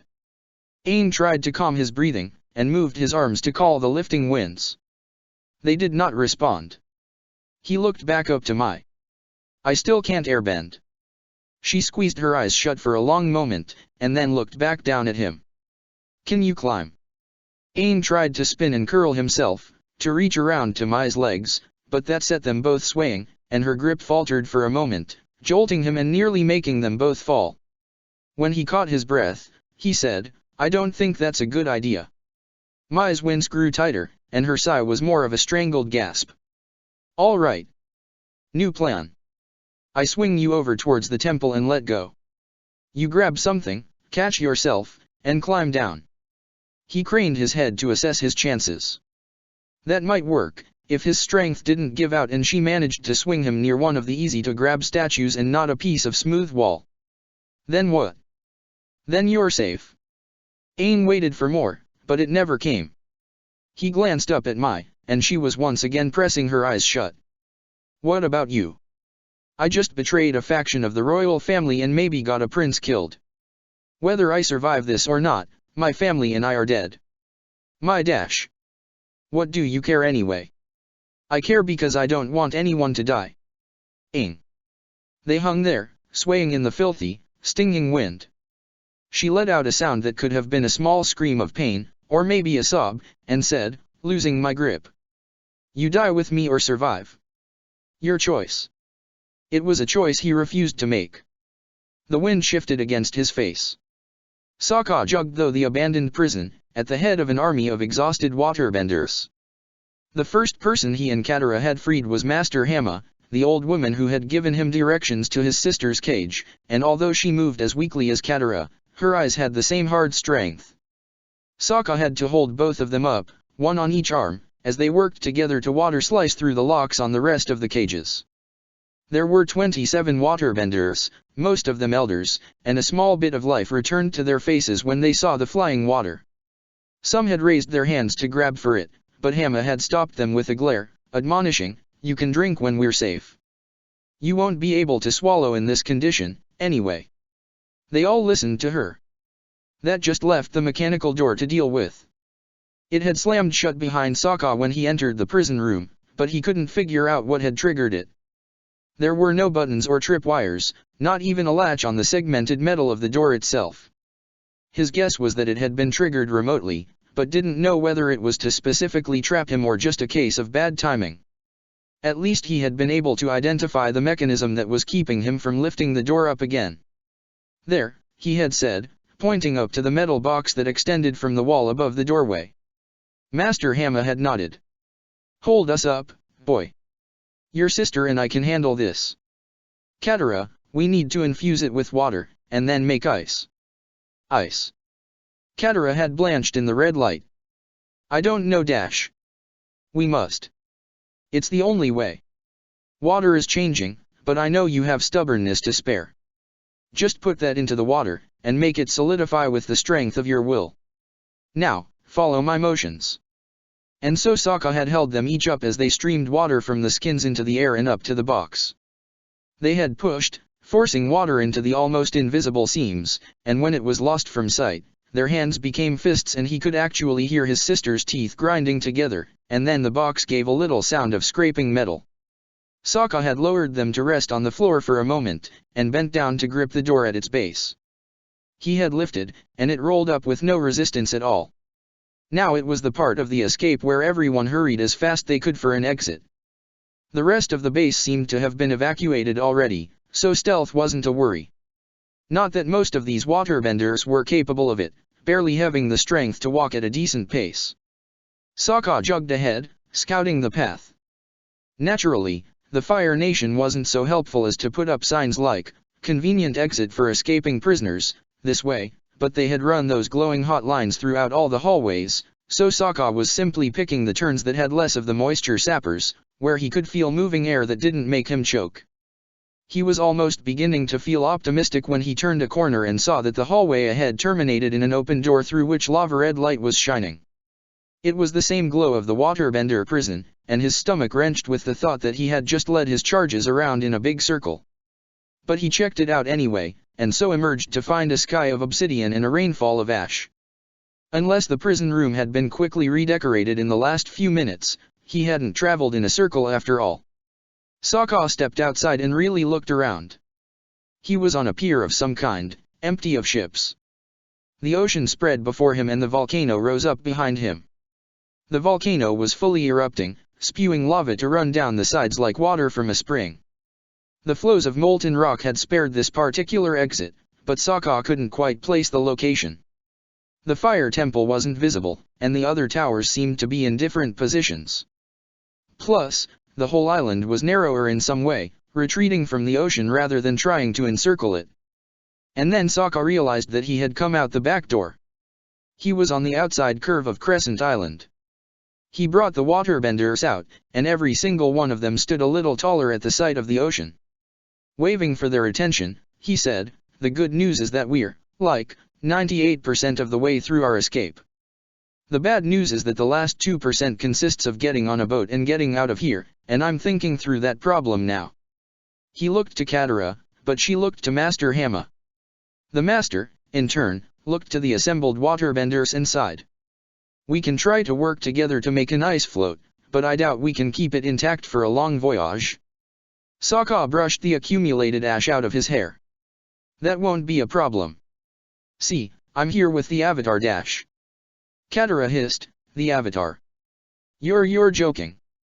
"No, see, it turned out that he was frozen in ice all this time, and I helped him escape from the Fire Nation dash. The Avatar is back and you're friends with him. I'm trying to explain that, yes, I'm buds with Avatar Aang and he's on this island dash." "Wow," Katara said. "The Avatar. It's like everything is starting to go right again." Katara dash. "All this time, I've been hoping, and dash. Katara dash. And now we're going to be free again dash. Katara. She blinked, and finally came back to the world. Everyone, all the waterbenders around her, were staring at her with varying degrees of annoyance and fondness. Katara, for her part, blushed and returned her attention to Sokka. Yes. I think I just found our way out of here. Sokka turned and pointed to the ship he had spotted while his sister had been talking, a ramshackle wooden cargo ship that was bobbing in the waves a distance from the docks. He had no idea how or why Haru had brought the tub out over this way, but he was ready to take advantage of it. He reached into his tool belt and pulled out one of the military flares he had taken along on this mission. All it took was a simple twist and the hissing red light was fighting against the glow of the lava. He ran over to the edge of the dock and began waving it above his head, trying to get Haru to see and come over for a pickup. Behind him, he heard Master Hama say, "Everyone, we need to help him. I know you're all weak, but feel the water in the air, and take advantage of the strength in the ocean. Help young Sokka signal that ship over."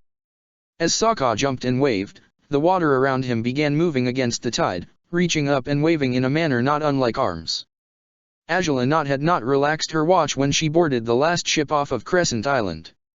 She had waited as long as she could, staying by the base commander's side as Crescent Island's remaining staff prepared to leave the installation.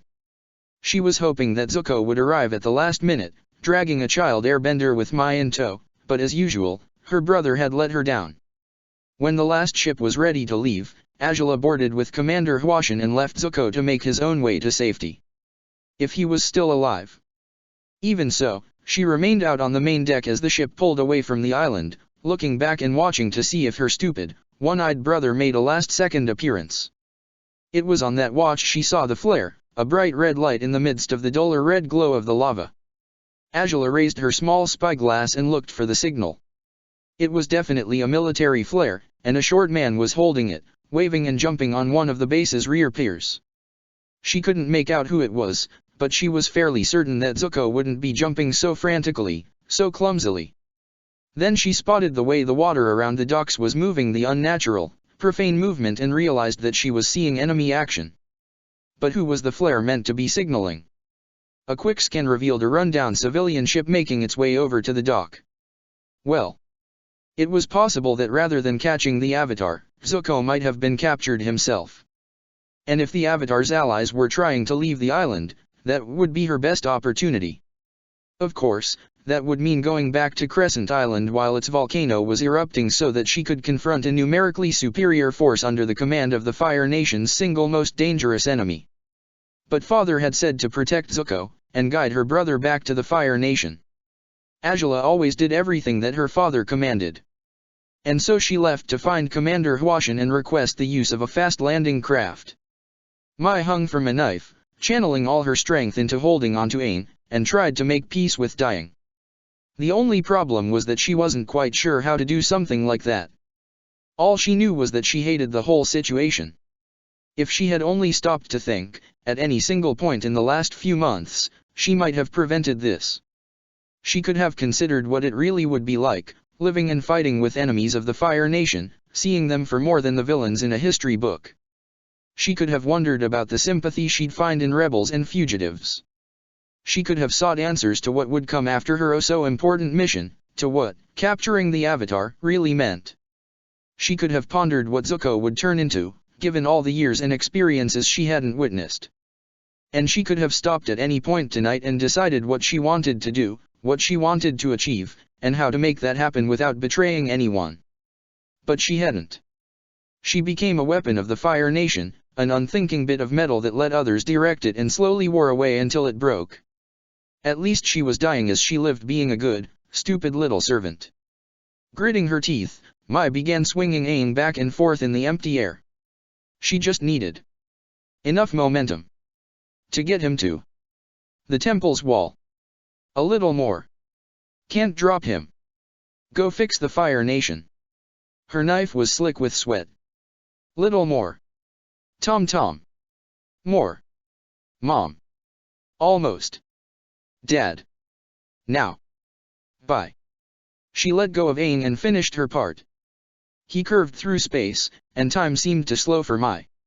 She watched him float lazily towards the wall even as the fingers she had wrapped around the knife went numb. Aang twisted in midair, looping so that his feet were aimed at the wall instead of his head. She sank as her fingers relaxed out of their curve. Aang's boots struck the temple wall, and his legs bent to absorb the impact as he raised his arms to grab the feet of the statue just above him. No, he wasn't grabbing, he was twirling his arms and kicking off from the wall, and the ash in the air began circling around Mai as her fingers gave out and she fell, and the ash circled faster and the air seemed to almost solidify in both sight and feel to cradle her in the heart of a cyclone, and Aang sailed towards her defying gravity. And what was he doing? And they collided in midair and clutched each other, and the dark sky was eclipsed by a massive bundle of white fur, and the cyclone around them contracted and Mai felt herself rising to meet Appa's saddle, and she closed her eyes and there was a jolt. Mai and Aang landed right in the center of the saddle, where they belonged. She couldn't think, she could only observe the flight back down to the base of the temple. She and Aang clutched each other the whole time, with Momo getting in on it at some point. Aang finally let go when Appa touched down on the shaking ground, but Mai couldn't figure out what she was supposed to do. Aang stood up and walked over to his normal place on Appa's head and said, "We have to find Sokka," and she could only stare at him. He seemed to take that as acceptance, because he sat down beside her and gave his usual, "Appa, yip up," to get them flying again. Mai could only observe as they flew up and around the island, curving in what was probably some kind of search pattern. She moved her hands to clutch the saddle for stability, and saw that they were shaking. She couldn't make them stop. Sokka was almost too late in realizing that the tub was about to crash into the dock. He turned quickly to Master Hamma. "Hey, we need to stop it." To her credit, Hamma wasted no time. She snapped, "Push," and rallied her strength to stand up and take a water-bending stance. Katara did likewise, as did some of the other waterbenders, and with their combined effort, they managed to create a swell of water that slowed the tub enough to merely bump the dock as it came to a stop. Sokka caught his sister as she collapsed, but wasn't fast enough to help anyone else. He lowered her to the ground beside them and then went off to see what new disaster had fallen into his lap. A boarding plank was lowered down from the tub to the dock, and Sokka let himself groan when Jet stepped down through the floating ash with a sword in each hand and a blue spirit mask pushed up to rest on top of his head. "I thought you were supposed to be locked up." "I was." Jet stopped at the base of the plank, and had the nerve to smirk. "But I couldn't just stand by and let a disaster happen." "What about Haru and the rest?" Sokka remembered Mai's descriptions of the blue spirit's fighting abilities, and the ship's near crash. His stomach sunk. "Are they okay?" Jet's smirk never left his face. "Most of them are, but I'm sure their limbs are getting sore from being tied up so tightly." "Where's the Avatar?" "And Mai?" Sokka wanted to dash forward, grab Jet, and throw him into the ocean to drown, but he had a feeling that even with Suki's training, he was more likely to be the one taking a dip. He bit back a sigh and said, "I don't know. We got separated, and I've been busy finding my sister and freeing my tribe's waterbenders. Let's get them aboard the ship and then we can dash." "No." "What?" Jet frowned, and raised his swords. "Nothing against you, Sokka, but my priority is the Avatar. No one gets on this ship until the Avatar is safely located or confirmed dead." "Oh, come on." Sokka took a step forward, but then Jet angled the swords so that they were pointed forward. "I have almost 30 waterbenders of the Southern Water Tribe over there, and if you don't want them to throw the whole ocean at you, you'll get out of our way." "Those waterbenders?" Jet nodded over to where they were waiting, and Sokka turned to find another blue spirit, this one shorter, wearing the mask properly, holding swords on guard against them. The waterbenders themselves were sitting on the dock, obviously still exhausted, but Katara, Master Hamma, and a few others at least had enough strength to glare at the blue spirit threatening them. That one must have jumped ashore while Sokka was distracted. He turned back to Jet. "You are the worst ally I've ever had claim to be on my side. Sorry, but we all have to do what we have to do." Sokka tensed, and began analyzing possibilities. Maybe if was sneaky enough, he could surprise Jet with a jump and quickly jam a knife between the vaunted blue spirit's ribs.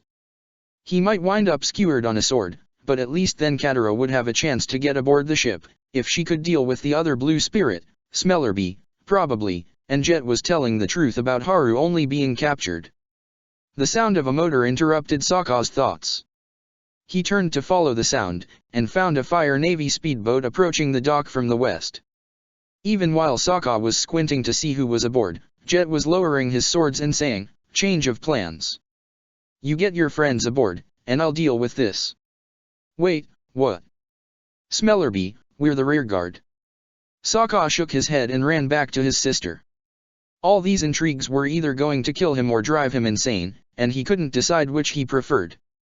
Stealth, unfortunately, was not an option, and so Azula was forced to commit to a frontal assault. Still, she was very good at frontal assaults. She gunned the speedboat as fast as it could go towards the dock, and then abandoned the controls and jumped over the windshield to land on the bow. The engine cut out without her hand on the tiller, but it still had plenty of momentum, and hadn't appreciably slowed by the time Azula was making a running leap off the bow's tip with a blast of fire from her feet. Her cloak fell from her shoulders as she arced through the air towards the pier. She landed in a roll and was under attack by a swordsman in a blue goblin mask before she had even come to a stop. He swung both his weapons straight at her head, but she transitioned her roll into a crouch and brought her arms up defensively. She angled them very precisely to deflect the blades with the vambraces on her forearms at an angle that wouldn't risk the swords chopping straight through the metal. As the swordsman tried to bring his weapons back in line, she snapped a pair of punches out that launched blue fireballs straight at her enemy, and it was a testament to his speed that he threw himself out of the flames' path in time. Azula was upright and about to press her advantage when another, shorter attacker in a blue goblin mask, Azula recognized it now as a blue spirit opera mask, came in with twin swords swinging. This attacker was fast, too, fast enough to keep Azula on the defensive but not fast enough to break through her guard. The edges of the blue spirit's sword tasted only air and the bits of armor that Azula used for calculated deflections. Even the return of the other blue spirit was only enough to make Azula reset her analysis of the attack patterns. She danced between her two enemies, splitting her attention not between them, but between her defensive maneuvering and the beginning of an attack plan. Each step, each stab, each slice, and swing and jump and retreat and twirl was another move in the game that was this battle. Azula had tried Pai Sho years ago, and found it a quaint way for children to learn strategy. It was much more fun to play for real stakes. Sokka only got one good look at the armored firebender attacker, just long enough to recognize the face of the young inspector lady he had run into before her battle with the blue spirits was joined, and she was in constant blurring motion. Jet and Smellerbee were attacking with a fury that Sokka could definitely believe was capable of overcoming even a warrior of Mai's ability, but all it was accomplishing now was keeping the inspector too busy to actually set anyone on fire. That was fine with him, because it let him focus on getting the waterbenders out of here. He dragged them two at a time up the plank, dumping each pair on the deck of the tub with a regretful lack of gentleness before running back for the next duo. Katara and Master Hamma had been the first aboard, their latest bout of bending leaving them too tired to even stand unaided.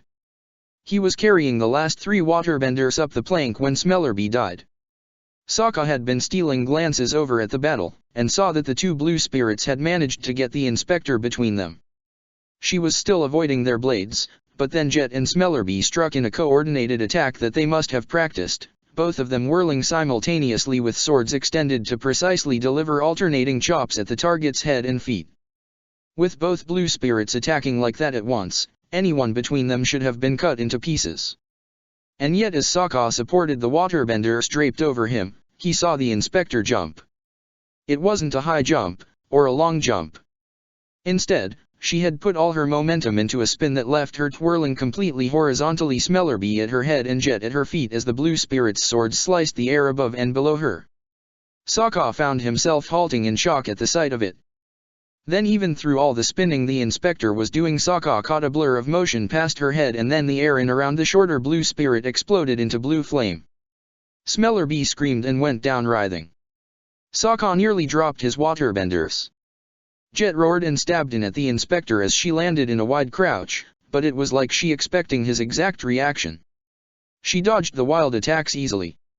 Sokka missed the next part because he was setting down the three waterbenders on the deck of the tub, but when he hurried back to the plank pulling his knives out as he did so, he saw the inspector grab Jet's arms near the wrists, twist him so that he dropped his swords, and then somehow lift a leg high enough to kick the blue spirit mask right off his face. He went down hard and didn't get back up. Then she turned and her eyes were looking right at Sokka. He skidded to a stop, doing some quick math regarding the inspector's fighting ability versus two sword fighters who could beat Mai up multiplied by the easy win and subtracted from his chances of surviving the next few minutes. Then he did some more math for how quickly he could heat up the ship's boiler, and found that the numbers were indeed not only against him, but wearing red and throwing in completely with the inspector. He unhooked the plank and kicked it into the water, and then hurried back over where Katara and Master Hamma were resting. "I need you to push the ship out to sea now. To their credit, they didn't ask why. Master Hamma tried to stand up, but her legs gave out, and only Sokka's quick intervention saved her from a crash. She mumbled, "Haven't worked this hard since my hair was black." Sokka looked over to his sister. Katara stared back with wide eyes. She bit her lip, and tried to stand. Her legs trembled and Sokka reached over to support her, but she didn't stop trying. She forced herself to her feet, and looked over to the prow of the ship. Blue flames contrasting icily with the red glow from all the lava light were licking at the bulwark, steadily turning the treated wood to ash, and the heat that was wafting over from them indicated that Sokka was only seeing a small sample of what the firebender was doing. Soon enough, the planks would catch fire, and then the whole ship would become a death trap. Katara raised shaking arms. It was both amazing and terrifying to be out of the waterbender prison. Katara had spent the last 10 years in a glowing hot room, trapped in a cage just barely big enough to pace across. It had been 10 years of dryness, of discomfort, or dreaming of the death of her parents and the way she was shipped half a world away from her tribe. Master Hamma had been her only source of sanity, guiding and comforting her, advising her to exercise as much as she could in the cramped space, teaching as much waterbending as could be demonstrated across separate cages and without any actual water. It was Master Hamma who had kept Katara's hope alive, that if they remained strong, someday they could strike back at their captors. And that opportunity had walked into Katara's life today in the form of her brother. He was like nothing she had expected, but she loved him all the more for that. He was no fantasy of a big brother, he was Sokka, no matter how much older or taller, no matter how deep his voice. And now he was asking her for help.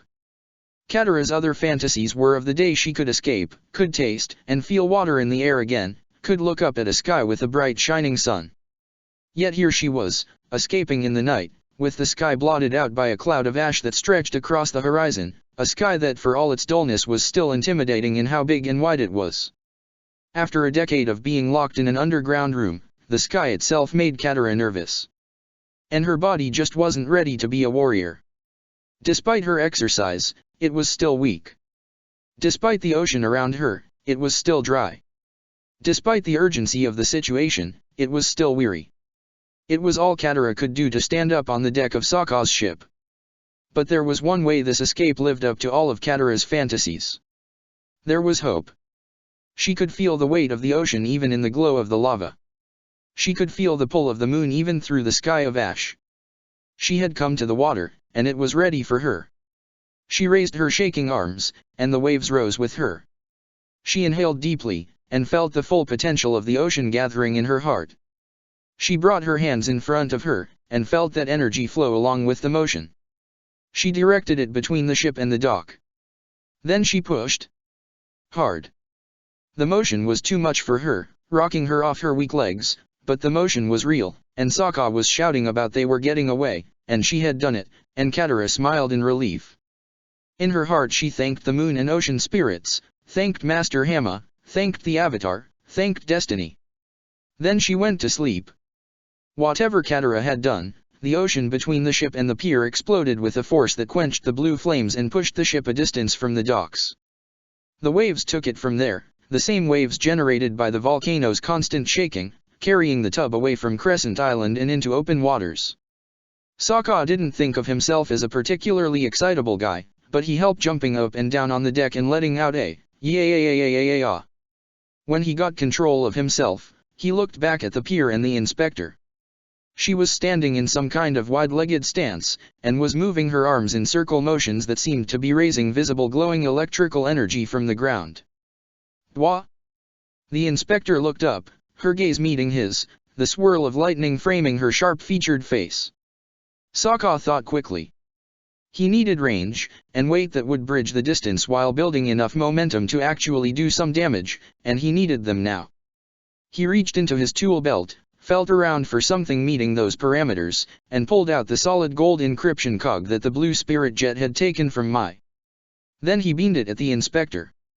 He was no knife thrower like Mai, no boomerang slinger like the water tribe warriors of old, but the reason humanity had risen from the days of worshipping spirit monsters was because it was actually pretty good at throwing rocks at things. The cog arced through the air and conked the inspector right on the head. She fell, and her electric attack thingy fizzled with a loud pop. Sokka let out a heavy sigh of relief that nearly deflated him, and leaned away from the bulwark. The tub was still drifting out to deeper waters, but he needed to get the boiler going if they were going to get to safety, and for that he needed to see who of the crew was left after Jet's betrayal, and then there was the matter of finding Aang and Mai if they were still alive. He looked up and spotted a white flying thing contrasting against the black sky. As he used another flare from his tool belt to guide Aang and Appa down to the ship, he thought that maybe he was a little lucky after all. Then Aang and Mai hopped down from Appa's saddle, and when he saw the expressions on their faces, he realized that any luck he had was quite limited, indeed. By the time Azula recovered from her lightning-bending misfire, the rebel ship was gone. That was annoying. And yet, it was not entirely a failure. She had determined that Zuko was not present, which was the most important part. Yes, it wasn't good that the waterbender prisoners were now back in the wild, but the Fire Nation controlled the whole world, so either they would be dealt with eventually, or they would have to hide for the rest of their lives. The Avatar was already identified, so it didn't matter whether waterbenders still existed, and Azula did not share most of her nation's prejudice against other elements. While fire was undoubtedly superior, any bender could serve with loyalty and effectiveness. Azula got to her feet, and looked around. The lava flow from the volcano had increased, and was now eating away at the areas above the prison base. Then there were her opponents, the warriors in the blue spirit masks, still lying on the pier. One was dead, while the other was still out from the blow to his head. Azula almost left him to die in the volcano's final eruptions, but then changed her mind. Even enemies and prisoners could serve the Fire Nation. Out of the edge of her vision, she caught one last thing, a small glitter on the pier near where she had woken up. It proved to be the golden object that the rebel had thrown at her head, and she was about to kick it into the water when she realized exactly what it was, an encryption cog. Golden. With the symbol of the Fire Nation carved on it. She had a sinking feeling that she knew who exactly had issued it, who had lost it. That was disappointing. She took the cog, dragged the bodies of her living and dead opponents to the motorboat, and left Crescent Island behind forever. Mai stood off to the side while Sokka introduced Aang to the waterbenders. To his sister, a thin and haggard thing. She waited by Appa almost like she was under the Sky Bison's guard as Aang and Sokka then went looking for the tub's crew. She waited when they came on deck with Haru, and waited while they brought up Chong and Wang's bodies for a burial at sea. She waited while the rest of the crew got the boiler and engine running, and the waterbenders were made comfortable in the cargo bay. She waited as Crescent Island disappeared on the horizon. She waited with her hands hidden in her sleeves for everyone to have the time to deal with her. To deal with the traitor. When they gathered around her, their faces were grim. Aang led the way, followed by Sokka and Haru. He had told them, then. Mai stood with Appa at her back and waited. Sokka was the first to speak. I knew it. I knew it, but you gave me those knives and saved me those times and so I arg. He turned away from her and walked in a tight little circle. Jet was right. Everyone from the Fire Nation is the same. Haru scowled at the mention of Jet's name, but kept his gaze on Mai. We can lock her up. Jet escaped because he had help, but no one will let her out of the smuggling compartment. Sokka stopped and glared at her, and when he spoke, it was with a voice that growled not unlike Zuko's. We could just throw her overboard now. No, Aang said immediately. Well, then, we can I don't know, maybe maroon her on an island somewhere? Or take her to someone who will lock her up. Haru, does your village have a prison? Haru shook his head. But we do have contacts. I'm sure something can be arranged. Mai looked over to Aang, and he met her eyes briefly before saying, why do we have to lock her up? Sokka stomped over so that he could point right in her face, and it took Mai's full self-control not to flinch from his finger. She knows all about us. She knows about Aang and Appa and me and Katara and the tribe, and Haru, and the village, and everything.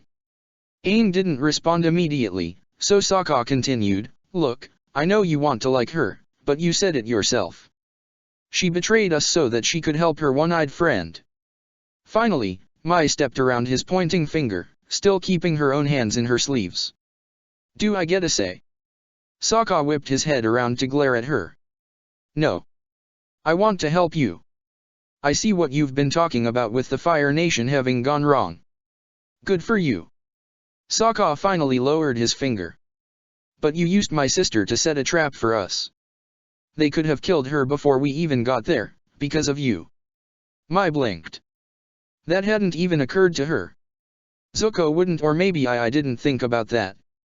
I thought my friend was better than that. And he didn't. Your sister was okay, right?" Sokka only laughed. Aang said, "That's the problem. You didn't think about anything. You just went along with everything you were told to do. And it almost killed us all. You almost made me kill us all." Behind her, Appa let out a low groan. Mai could only nod, imagining Zuko's face twisted in fury, the boy she knew gone. "I know. That's what I want to fix. Me not thinking, and everyone else back home not thinking. I was always taught that the Avatar was our enemy and wanted to destroy us.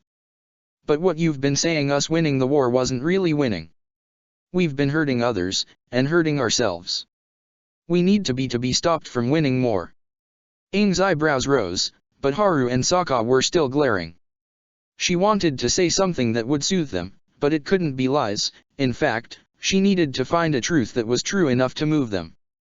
She had to share something of herself. She hated that.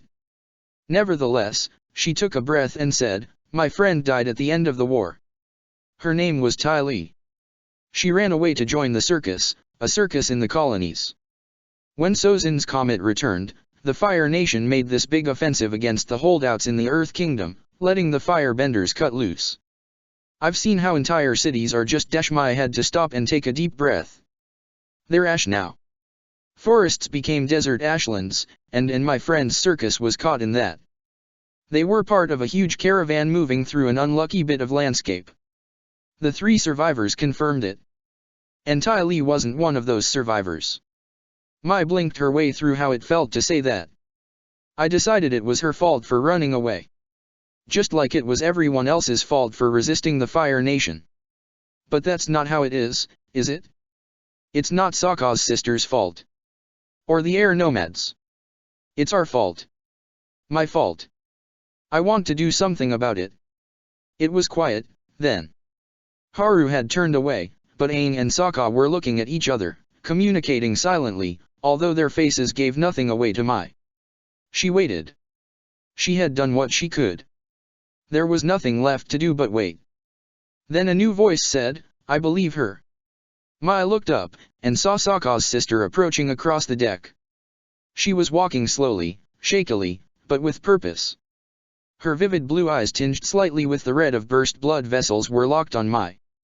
Her name, Mai recalled, was Katara. Sokka said, "Oh, no. Mai's a liar, and dash. Sokka, it doesn't matter. She's right. And we don't ever have to be friends with her, but we can't kill everyone in the entire Fire Nation. The only way we can win is if we show them the right way, and we can't do that if we don't believe it's possible. I believe it, and I believe her." She turned to Aang and dipped her head. "Avatar. Do you think she'll betray us?" Again. Aang took a heavy breath and said, "No. She betrayed the Fire Nation, and tried to die saving me." Katara turned to Sokka. "Did she really save your life?" Sokka grumbled, but then he looked at the knives in his belt, the knives Mai had given him back on the trip to the Southern Air Temple, and said, "Kind of." Katara nodded. "Then that's enough for me." She swayed, and her eyes went up to the sky before she looked down again with something like a flinch. "I'm going below decks again." Sokka moved to help her, but before they left, he looked over at Mai with one last glare. "I'll be watching you." Mai said nothing. Being watched might even be a relief. Haru left shortly after that, and she was alone with Aang and Appa and Momo. She kept her face blank, and could only think to say, "Thanks. You don't have to forgive me, but I appreciate this opportunity." Aang looked back with eyes that were far too steady to be 12 years old. "I forgave you back on the island. That's how I got my airbending back. But forgiving you doesn't mean we can still be friends. It just means we can work together to fix things." He walked away, leaving her with Appa and Momo. Then the sky bison snorted, and shuffled off with the lemur on his back to the other side of the boat. Mai was left standing alone in the prow, and finally took her hands out of her sleeves. They were still shaking. There was a tinge of blue at the edge of the horizon when Zuko was finally rescued. He had been swimming all night, floating on the wooden crossbeam, his focus divided evenly between staying alive and holding onto the Avatar's staff. In the early dawn, the searchlight of an assault boat washed over him, and soon the craft itself settled in front of him. Soldiers of the homeland pulled him aboard. He sat under guard at the ship's stern, until finally the commanding officer arrived. Zuko looked up at the man, and had to bite back a curse. It was Commander Zhao.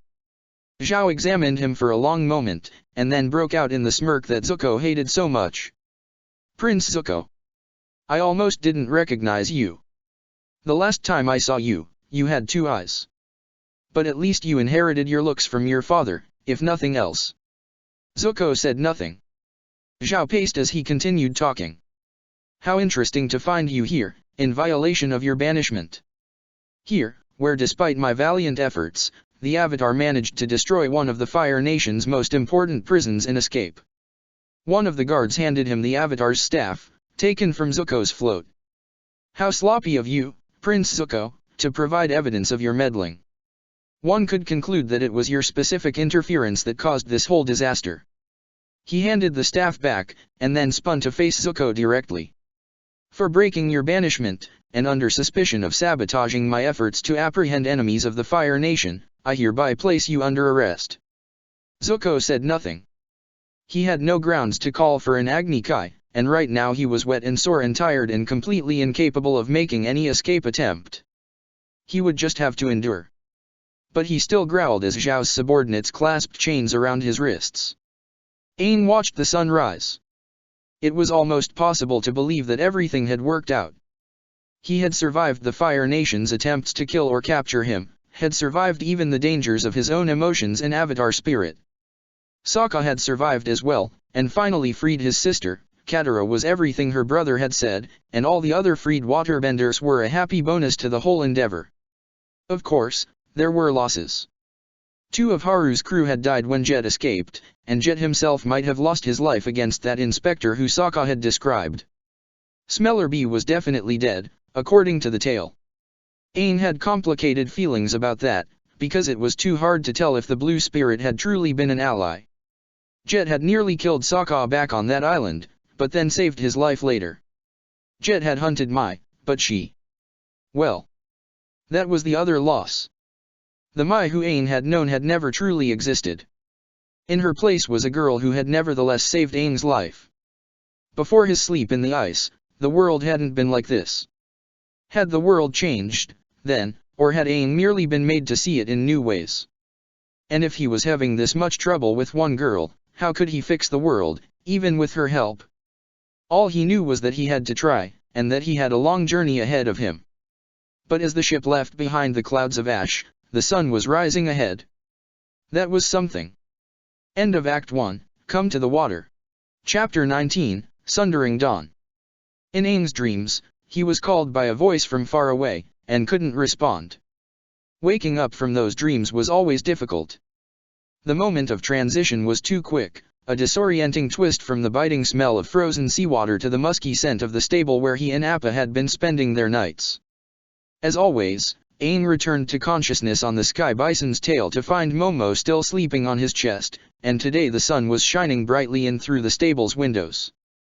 He could have moved into a hut, just like Sokka and Katara and Mai, but he preferred to stay with Appa. Besides, couldn't stay here for very long, and as an air nomad, he knew how to live without a home. Aang sat up, prompting Momo to shake himself awake and bound off to go hunt some for breakfast. With the lemur gone, he jumped to his feet and summoned a wind to carry him out of Appa's pen and over to the stable door. As always, Aang didn't bother thinking much on the dreams because they were probably, as Sokka had said, psychological manifestations of how messed up our lives are, and Aang didn't like to spend time worrying about it. Besides, he had an early waterbending lesson this morning, and Master Hamma got cranky when he was late. He exited the stable into the beautiful morning sun, thanks to the massive metal reflectors mounted high up on the ravine's walls.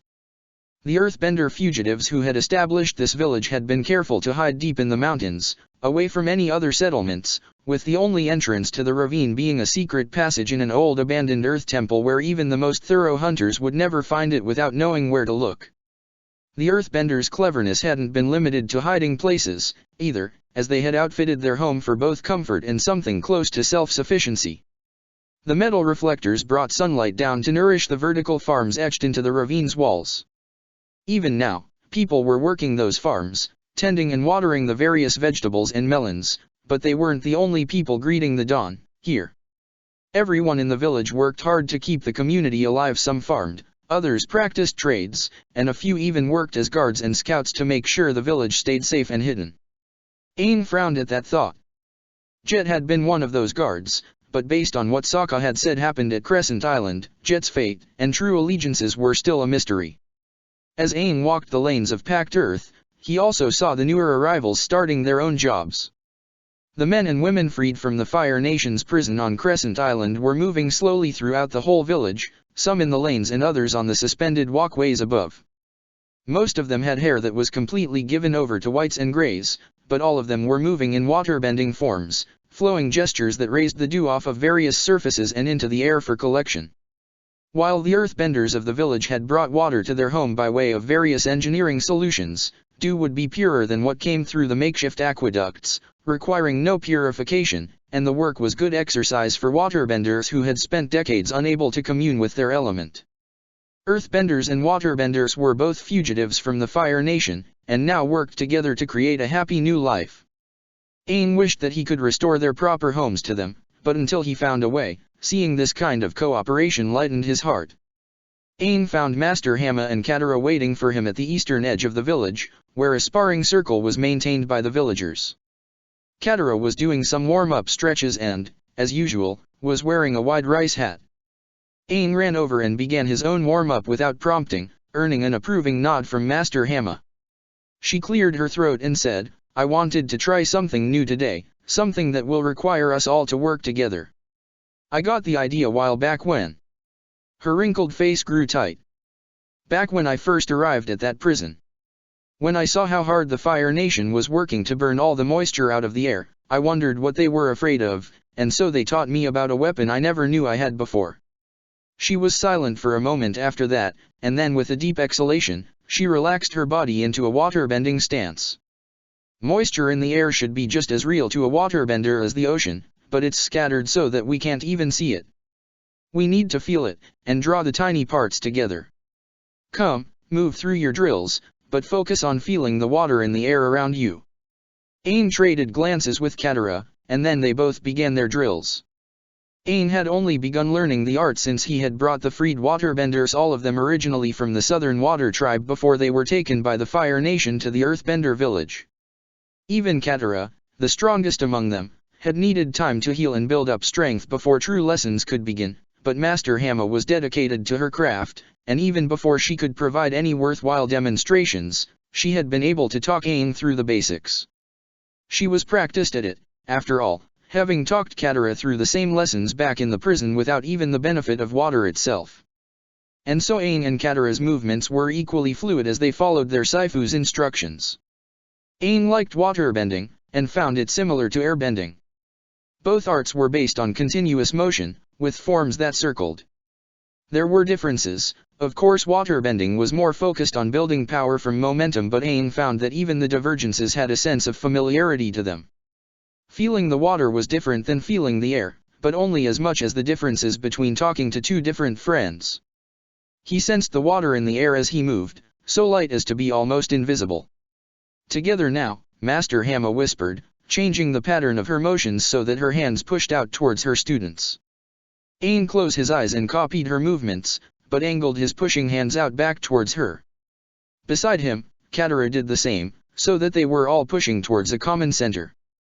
The water, more of a mist of such lightness that it was almost a dream, did not so much resist their efforts as fail to find purchase on them, but the three continued their motions, and Ain kept his mental and emotional reach extended towards the skittish element, the same as he had done as a child learning to make the air dance to his will.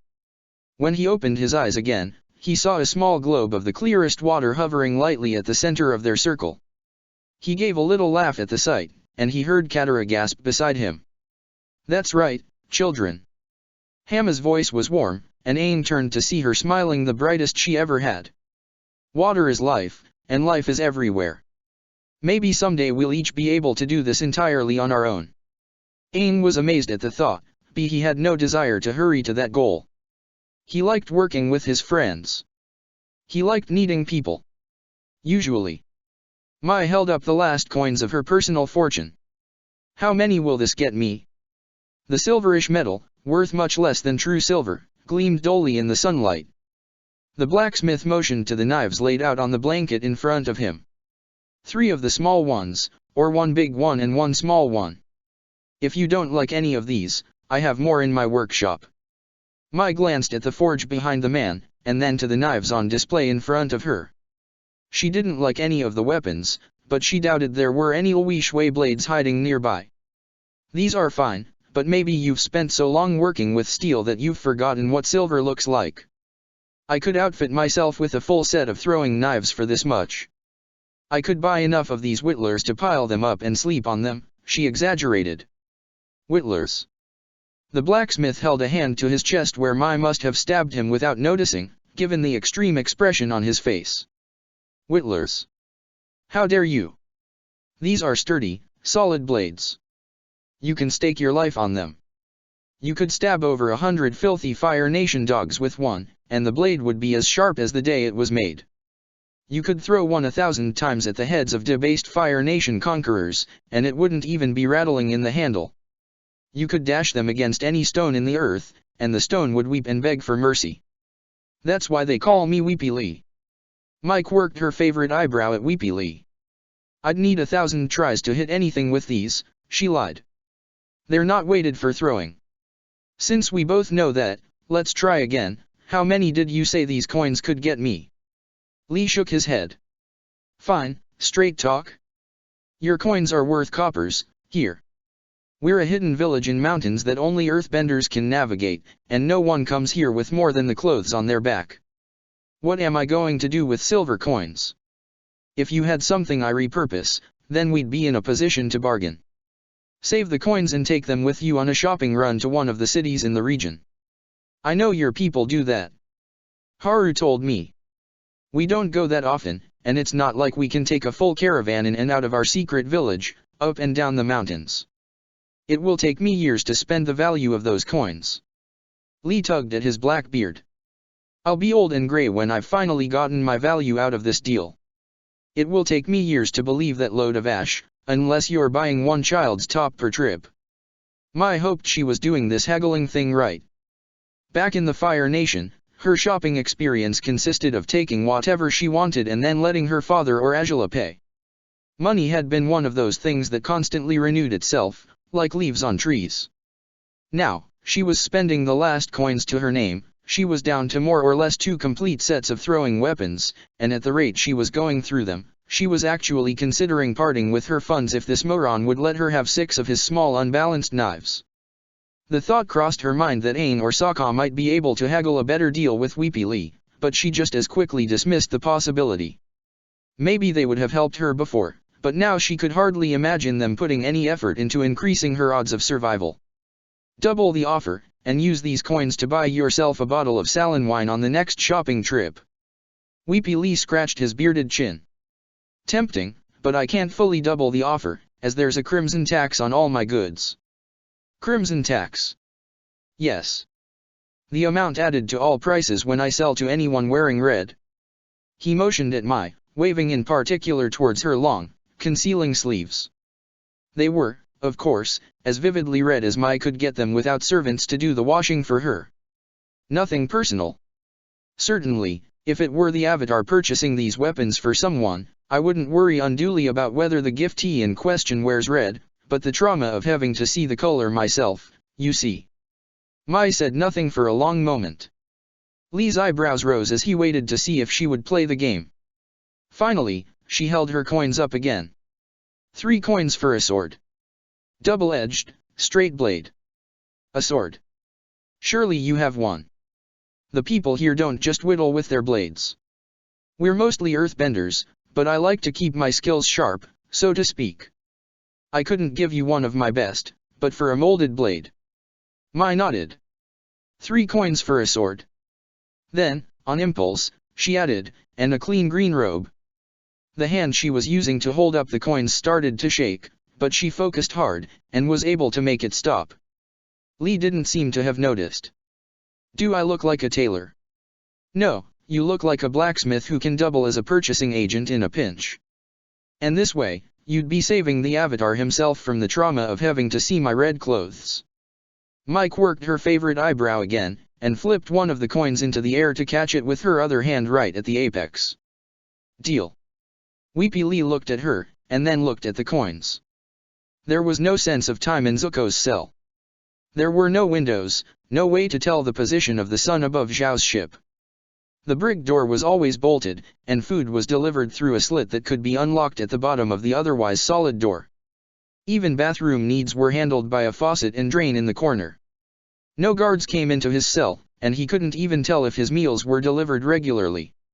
At first, he had been able to get a vague impression of time from the motion of the waves, but after a while, he had grown too used to that, and it almost disappeared into his perceptions. The only solid unit of measurement he had was the beating of his heart. It was his heart that he focused on, that he made the center of his meditations. It was his heart that fed his chi, his inner fire, his heart that reminded him that he was alive, and his heart that held the reason for enduring. So he had no idea how much time had passed from when Zhao had first captured him on Crescent Island, when one day the door slammed open, startling him out of his meditation, and a trio of soldiers dragged him out of the brig. They shoved and marched him down the halls of Zhao's ship, setting the chains on his arms clanking. Zuko was surprised when he realized that his path was leading up to the ship's main deck, and he barely had time to squint his sole remaining eye before it was seared by the brightness of the daylight. After so long away from the sun, it was punishing him for his absence, as was only proper. Zuko blinked until he could make out his surroundings. Through the tears, it looked like the ship was docked at one of the outposts scattered throughout the outer islands of the homeland, where prisoners could be dropped off from high seas adventures and supplies replaced. He saw no other settlements besides the Navy base on the small atoll, so he couldn't even guess his exact location. Zhao was waiting for him amidships. Well, Prince Zuko, I trust you've enjoyed your accommodations here, but it's time for you to stop living like a rat in my hold. The heat in Zuko's heart flared, but the chains slowed him as he tried to move forward, and the guards grabbed him before he could do what Zhao so righteously deserved. You won't get away with this, Zhao. I am a prince of the Fire Nation. An exiled prince who broke the terms of his banishment to chase the Avatar, and failed. The son of a father who couldn't win the Fire Lord's favor, even with Admiral Iroh practically in active rebellion, Zhao sneered. You're nothing but a pawn, Prince Zuko, and with the Avatar nowhere to be found, I intend to become a proper player. He waved and started walking towards the gangplank, while Zuko's guards forced him to follow. What did Zhao mean by a proper player? What were his intentions now? Another set of guards with a shackled prisoner fell in behind Zuko's group as they moved down the gangplank. He still couldn't get a good look through the glare of the sunlight, but he thought he caught a glimpse of a girl about Angela's age before the view was cut off by her guards. A woman bearing the command markings of a base administrator met Zhao at the bottom of the gangplank. Just 2 prisoners, sir. Yes. Keep them away from the main population. A wire when I need them. The administrator bowed, and Zhao gave a simple nod before turning and heading back up the gangplank. Zuko, however, was shoved along towards the outpost's prison building. It seemed that he would be staying for a while. It was with that thought that a bag was yanked over his head. Zuko stumbled and thought to fight back, but a shove at his back forced him to focus on keeping his balance, and he quickly realized that both breathing and seeing weren't really a problem. The bag was thin burlap, and the sunlight easily passed through the material. So the intent was not so much to blind Zuko as to hide his face. Then he and the other prisoner were marched into the prison, past bar-lined halls where pirates and seafaring rebels were grouped in large cells together. The prisoners jeered and hollered as Zuko's group moved past them, but it didn't seem that any of them were getting violent. The guards and the administrator ignored the clamor completely. Finally, Zuko was led into a section that was much quieter and darker. He moved his head back and forth, trying to tease out details of his surroundings through the burlap as his chains were unlocked, but before he could make anything out, he was shoved hard and sent tumbling until he smacked shoulder first into a wall. There was a clang of bars behind him, and by the time Zuko reached up and ripped the burlap off his head, he was secured in his cell. At least this time, he wasn't completely cut off from the world. The wall he had smacked into had a barred window that let in the day and the smell of the sea, while the wall behind him was missing completely, replaced by a line of thick metal bars. As the guards and administrator moved away, Zuko could also see that he was not alone. There was another cell opposite him, also secured by an open collection of bars, and the other prisoner was crouched inside. He had been right. It was a teenage girl, auburn-haired, and she was staring back with blue eyes. Once they were alone, cut off from the rest of the prison by the closing of a metal door, she said, "Prince Zuko, huh?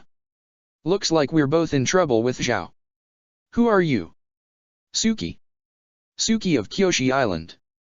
She got up and walked over to clutch the bars of her cell, and gave a hard smile. "So, Your Highness, how do you feel about the idea that the enemy of your enemy is your friend?" Zuko stepped forward, stopping just short of the bars that imprisoned him. "That depends on how many enemies are surrounding me." Katara didn't recognize Mai at first, but the scowl gave it away. Katara had finished up her waterbending lesson with Master Hamma and Avatar Aang, and as was usual, she finished with her muscles feeling sore and weary. All of the southern waterbenders really had been gaining in health since Sokka and the Avatar had saved them from the Fire Nation, but only Katara was pushing to get herself into fighting shape. It wouldn't have been possible without the healing arts that old Annabeek had learned as a girl before she was sent to Crescent Island, with everyone receiving regular treatments until they built their strength up. Katara, though, was undertaking a more rigorous regimen. She was learning how to fight from Master Hamma, and after every lesson, she was giving herself extra healing treatments using some of Annabeek's lessons. She was building up muscle quickly, and growing a strength in her limbs that felt wonderful. Katara would never let herself be taken again, and she would protect her family. Sokka had done his part in finding her, and now she would ensure that he wouldn't suffer the same fate as their parents. She would also protect the Avatar as he saved the world. And she would build herself up until she could look at the sky without flinching. And so Katara had gone, after her waterbending lesson, to one of the pools in which the Earthbender village collected water from their aqueducts for easy access. At certain hours of the day, the villagers would gather to talk and bring water back to their homes for washing and cooking, but at this moment, the only person Katara found there was Mai. She wasn't wearing any red, but rather a long-sleeved green robe beneath one of the black smocks she favored, and was posing in front of the pool, looking down at her own reflection. While Katara watched, Mai kicked out, revealing black slacks underneath the green robe, and then huddled into herself and folded her gloved hands in her sleeves, looking for all the world like an Earth Kingdom peasant. Mai sighed and slumped out of the pose, then tugged at her hair, lifting the short tails and holding the ends as though they were pinned above her ears, and tilting her head from side to side as she gazed at her reflection in the pool. Then Mai noticed Katara standing there, and turned in a swirl of green robes. Katara smiled. "Hi. That's a new look for you." "Yes." Mai's face betrayed no expression, and her eyes were steady. Katara looked away first. "Well, good for you." She moved over to the pool, making sure to give Mai some space, and crouched at the edge of the water. Katara angled her head to block out that wide, intimidating view of the sky and pushed her sleeves up. As she used her bending to call the waters of the pool to her hands, she said, "I like it." Katara moved her hands over her own body, and the water that covered them glowed with healing power. "You know, better than your usual colors." Out of the corner of her eye, Katara saw Mai turn back to look at her reflection in the pool. That's the idea. Katara was hesitant to say anything more. At first, she didn't want to antagonize the other girl. What idea? Huh. The idea. Why wear green now? Because I'd like it. Finished with the healing, Katara moved the water so that it would splash back into the pool. She turned to fully regard Mai, and offered a teasing smile. I'm flattered. The other girl's face didn't move. There's no point in wearing the clothes of the enemy when we're not in disguise. I'd rather my offenses be more targeted than that. Katara stood up and shook the looseness out of her limbs. I don't think anyone doubts what you said when we were leaving Crescent Island. We know you really want to stop and heal the Fire Nation. It's just, you know, uncomfortable. Mai gave a soft snort. Whatever. Katara purposefully avoided looking over at the other girl as she said, I hope Avatar Aang appreciates it.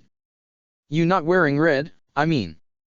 Katara couldn't see if Mai had finally deigned to show some expression, but the tone of the reply was glacially cool. Why mention him, specifically? Katara bit her lip, wondering if she had gone too far, but finally looked over at Mai. You've seemed lonely, as long as I've known you. You miss having friends, don't you?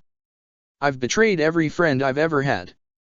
Maybe if I pledge loyalty to causes instead of people, I'll finally have some semblance of honor. With that, Mai turned and walked away. Katara considered going after the other girl. She had wanted to be reassuring, but it obviously didn't work. Maybe there was something else she could say that would fix things, but she had no idea what. How could she fix things when she couldn't fix herself? Pulling her hat lower to block out the view of the sky, Katara turned to go her own way. Then Haru came running up and skidded to a halt beside the pool. Where's the Avatar? The Fire Nation is at our doorstep.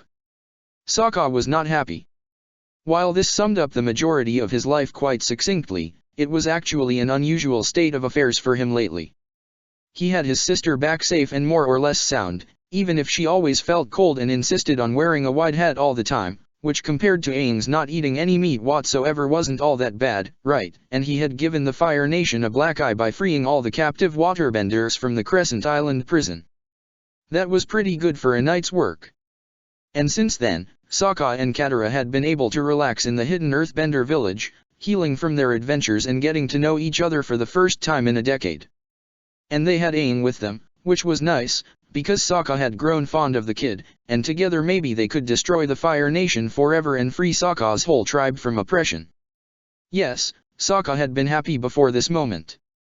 Mai's continued existence was not bothering him at all. And now the Fire Nation was looking to intrude on that perfection. Of course. Sokka paced back and forth in front of the village's town hall while everyone else trickled in to hear the news. Various villagers, Haru, Katara, Momo, Aang, and even Appa. Oh, and Mai, wearing green for some no doubt stupid reason, and was that a sword hanging at her waist. Sokka came to a halt and was going to start a full inquisition, but Chief Tyro, who had been waiting with Sokka, stepped forward and began addressing the crowd. Thank you all for coming. As you've heard, there's a potential danger to the village. Our scouts were on patrol when they tracked a Fire Nation squad riding across the Dawn Slope. We don't think they've found the ravine or the temple above us, but we need to take precautions. I need my fellow villagers to spread the word to keep the noise down, avoid any substantial earthbending, and extinguish any fires that might give off smoke. Quickly. Various villagers ran off to pass on the message, and when Sokka saw Aang about to run off with them, he quickly motioned. Not us. We have a different job. Tyro nodded. Yes. Avatar Aang, I'd like to request your help in keeping any eye on the squad with your Sky Bison. Aang blinked. You just want us to watch them. It's all we can do for now, Sokka interjected, resuming his pacing. A good pacing was helpful for focusing the mind. If we run out there and beat them up, they'll know there's something worth protecting here, someplace the Avatar himself has apparently been hiding. Our best bet is to spy like spies do, and only dive down and kick their butts if they actually find the Earth Temple or some other passage down here. Mai folded her hands in her sleeves. And if they do find something, we kill them before they can report their findings.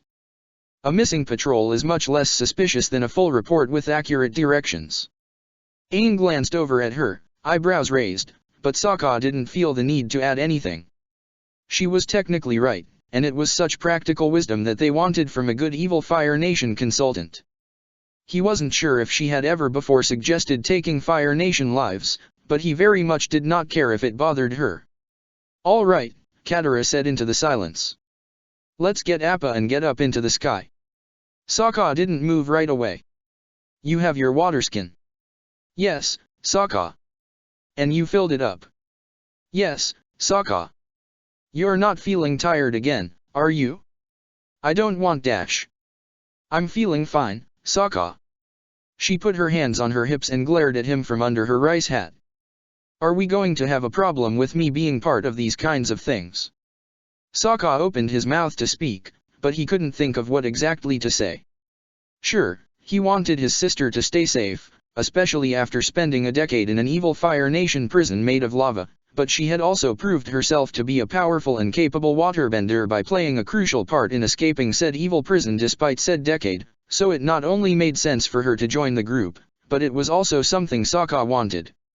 He just also wanted to make sure she was ready, and to be. Mai interrupted him to say, "It all comes down to whether you trust your sister to let you know if there's a problem. Do you? And Katara, do you accept responsibility for telling him?" Sokka wanted to tell her to mind her own business, but they didn't have the time to get into it again. "I trust my sister." He looked over to Katara. Her gaze dropped to the ground. "Thank you. I'm going with you." "Okay, then," Aang said quickly. "Let's go get Appa." Katara was the last to get up on the massive sky bison.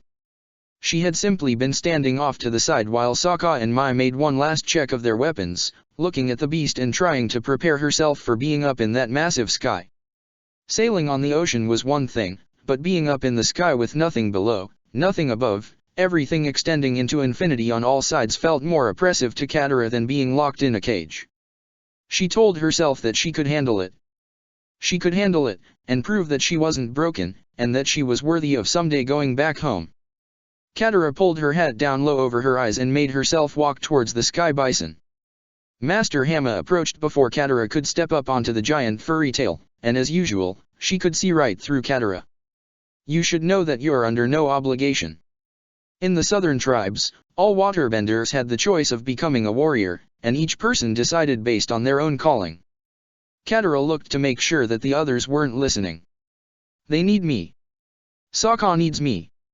I'm of age, and I've spent too long being helpless. I have to do this." Master Hamma was silent for a moment, and then nodded. "Perhaps you have to try, but anyone who can't become a warrior isn't helpless. We all have our parts, and you're young enough that you have many parts left to play. There are more ways to avenge ourselves on the Fire Nation than fighting their soldiers." She bowed low. "Good luck, Tudi Katara." "Thank you, Saifu Hamma." Katara bowed back, and then ran up Appa's tail to the saddle. Behind the bars of her cell, the so-called Suki of Kyoshi Island finished her story. "And between my new accommodations here and the fact that Zhao hasn't come asking for more avatar catching advice in a while, I can only assume that I've outlived my usefulness as an informant." Zuko shut his eye against the sight of her while he processed her story. A double agent inserted into the rebels of Kyoshi Island? Framed for a murder Zhao committed? This was the side of politics he had never cared for. But if she knew something about the Avatar, it might just be worth the headache. "Why did you go along with all of it? Why did you put yourself in Zhao's power?" Suki's gave him a heavy-lidded stare.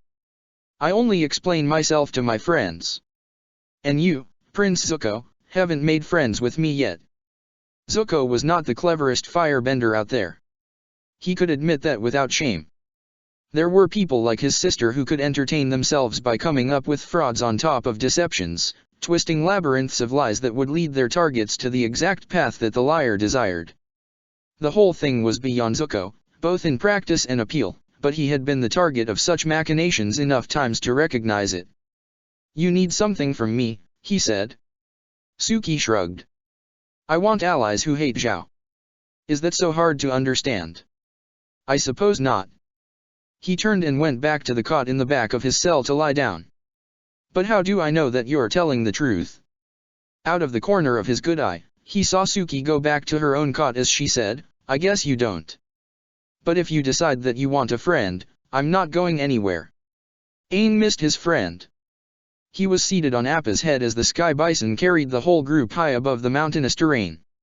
Everyone else was in the saddle on Appa's back, and Mai had taken a position at the front, immediately behind Aang. She was peering over his shoulder at the landscape below, while Sokka and Katara looked down together from the saddle's right side. No one said anything, but to Aang's ears, Mai was saying nothing the loudest. She was wearing green today, for some reason, and Aang hadn't missed the sword that was now hanging behind her from a rope tied around her waist. He wanted to ask about it, not necessarily in a disapproving way, of course, but he wasn't sure how. If he and Mai were still friends, it would have been simple. He would have said hello, then asked about the sword, and then she would have told him, and then the wind would have tugged lightly at her hair tails and she would have looked beautiful. Now, it was hard. Would asking be showing too much interest? If he asked, would she give him an answer? That was the best part of being friends, you just knew this kind of stuff, and if you messed up somehow, you apologized for it. Simple. Sure, being profoundly in love with your friend was sometimes a little harder, but... There. Mai pointed right past Aang's head, and he turned to look down at the ground. Yeah, that was a Fire Nation squad, all right. 5 Rhino Riders, spread out in a military formation. The one in the front seemed to be their tracker, while the rest were on guard around him and watching all the possible angles of approach. Well, all the possible angles of approach on the ground, which Aang thought was funny. He heard some jostling behind him, and turned to find that Sokka and Katara had joined Mai up at the front of the saddle. Sokka peered down with his telescope, and said, okay, these guys are pretty weird. One is covered from head to toe in heavy plate and padding. One is shirtless except for a pauldron. 2 are wearing something closer to army armor, but one decided to go sleeveless and neither one is bothering with a helmet. The guy in front is dressed like some kind of scout, and I can make out a bow and full quiver on his back. So, what are we thinking? Maybe bandit deserters. Katara looked over at Mai. What do you think? Aang was glad she was the one to ask. Mai sat back from the saddle's edge. If we were near a road, then sure, it could be, but what would bandits be tracking out here? Some of the Special Ranger patrols, though, are allowed to get pretty eccentric with their look and attitude, so these 5 could definitely be Fire Army, especially with well-fed Komodo rhinos. And they could either be looking for hidden rebels, or pursuing some other mission. Sokka lowered his telescope. But how would the army know to look for the village out here? Are you saying there's a traitor who sold us out? Again. Aang cringed, expecting Mai to whip out a knife or a rude gesture, but she just folded her hands in her sleeves and lowered her eyes. I'm sure I wouldn't know. The military does all kinds of logistical analysis to find rebels, and yes, sometimes spies provide information. Let's not worry about it, Aang said quickly. Tyro might be able to help figure it out later. Right now, we need to keep an eye on those guys down there and be ready to keep them away from the village. Did I get turned around when we took off, or are those guys not heading for the temple or the village? Katara's question made everyone look down, and Aang saw that she was right. The Rhino Riders were making their way in a different direction. They weren't following any visible path, and from what Aang could see of the terrain, there was nothing that would bring them back around. What were they tracking? Sokka raised his telescope and aimed it into the distance. Well, we know where these jerks are if we need to find them again. Let's fly ahead of them and see what they think they're chasing. Aang nodded and flicked Appa's reins. The big guy gave a roar of acknowledgement and took on a burst of speed, soaring on the same path as the Rhino Riders. Wispy clouds whipped past them, and a giggle broke out from the saddle. Aang turned around to find Katara moving her hands in front of her, playing with a captured bit of cloud, her face alight with delight. They're water. Clouds are made of water. She laughed again as the wind tore the last of her cloud away, and looked at everyone else to see if they shared her pleasure. Aang couldn't help but smile back, and Sokka had a sappy look on his face that Aang had never seen before. Mai just looked bored. Aang turned around again to watch the ground below. Mai hadn't expected to meet Appa's evil counterpart when she woke up that morning. They spotted the monster from the sky, of course. Mai first saw it as a dark grayish blob on the stone landscape, hidden from what would have been ground-based view behind an especially large outcropping. Aang brought them down for a closer look, and as Appa descended through the air, the blob resolved itself into something moving, something alive. The resemblance to Appa started when Mai realized that the creature was covered in fur, of the same coloration as the sky bison's arrow markings. This creature, though, had no such patterns on it. Then it looked up, its eyes meeting Mai's, and for a moment she forgot to breathe. It was looking at her with the face of a dragon, and according to the fire sages, dragons hated nothing more than traitors. Yet, as Appa's feet hit the ground and Mai got a better look at the creature, she realized that any danger she was in had nothing to do with fire lizards or honor. This was no dragon. Yes, the face definitely had all the traditional hallmarks, from the snout full of sharp teeth to the piercing eyes to the single holy antler on top of its head, but the rest of the creature was all wrong. Even aside from the gray fur, which Mai was embarrassed to admit should have ruled the dragon possibility out from the start, the body was more cat-like than anything, although the bulging stomach made it a tough comparison. Wings sprung off from just above the creature's shoulders, but they were feathered and structured like a hawk's, not leathery like bats. And dragons most certainly didn't have legs that folded like those of a deer and ended in cloven hooves. Nevertheless, it met Mai's scrutiny with a sharp intelligence in its eyes that she had always imagined for the long-extinct dragons. It took a step forward while holding her gaze, and emitted a hoarse yelp in what was clearly a threat display. Mai stood up slowly in Appa's saddle, and moved her hands slowly to where she kept her platinum knife hidden in her belt. The knife had rendered an undead corpse monster to dust back in the southern air temple, and Mai was willing to bet it would have a similarly disproportionate effect on giant dragon monsters as well. Then the air was filled with a droning melody, the unmistakable product of a deep-toned flute. The monster started swaying in time to the music, each movement eliciting a metallic jingle like the rattle of a bag of coins. The monster exhaled loudly and slowly, and took a step back again. Appa huffed as well, and settled down into a relaxed posture. Mai looked to Aang to see if he was alarmed, but he was staring into space with unfocused eyes. It took him a moment to notice Mai's questioning gaze, but when he did, he seemed to come out of his trance and said, "That's the sound of a shenai.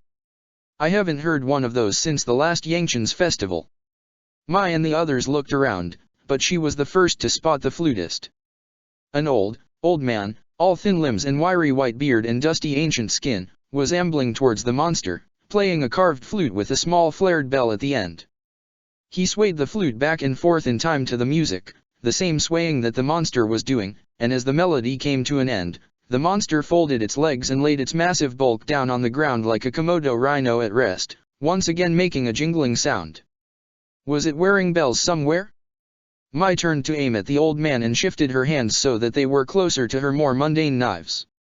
The old man lowered his shenai, met her eyes, and smiled. Then he shifted his gaze to take in Aang, Sokka, and Katara as well and said, "Hello. I am Guru Puthik. If I am not mistaken, you would be the Avatar and his company, correct?" It was Sokka who found his voice first. "Forget who you are, what's that?" He swung his arm and pointed at the monster with such force that he nearly smacked his sister right in the face. The old man Guru Puthik nodded. "That is a friend I made on the road, a pixie that seems to have run into some trouble with the fire army. I'm going to need your help to save its life, I think."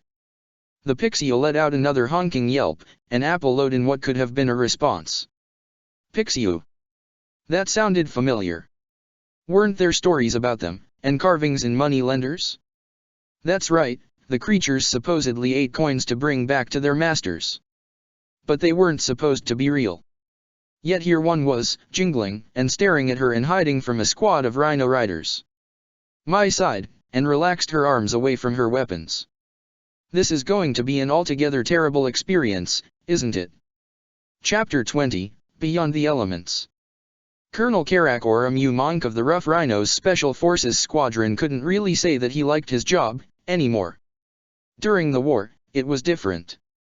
Fighting, conquering, forcibly bringing civilization to the backwards degenerates of the Earth Kingdom at spear point, that was all the kind of stuff that made Monk glad to be alive.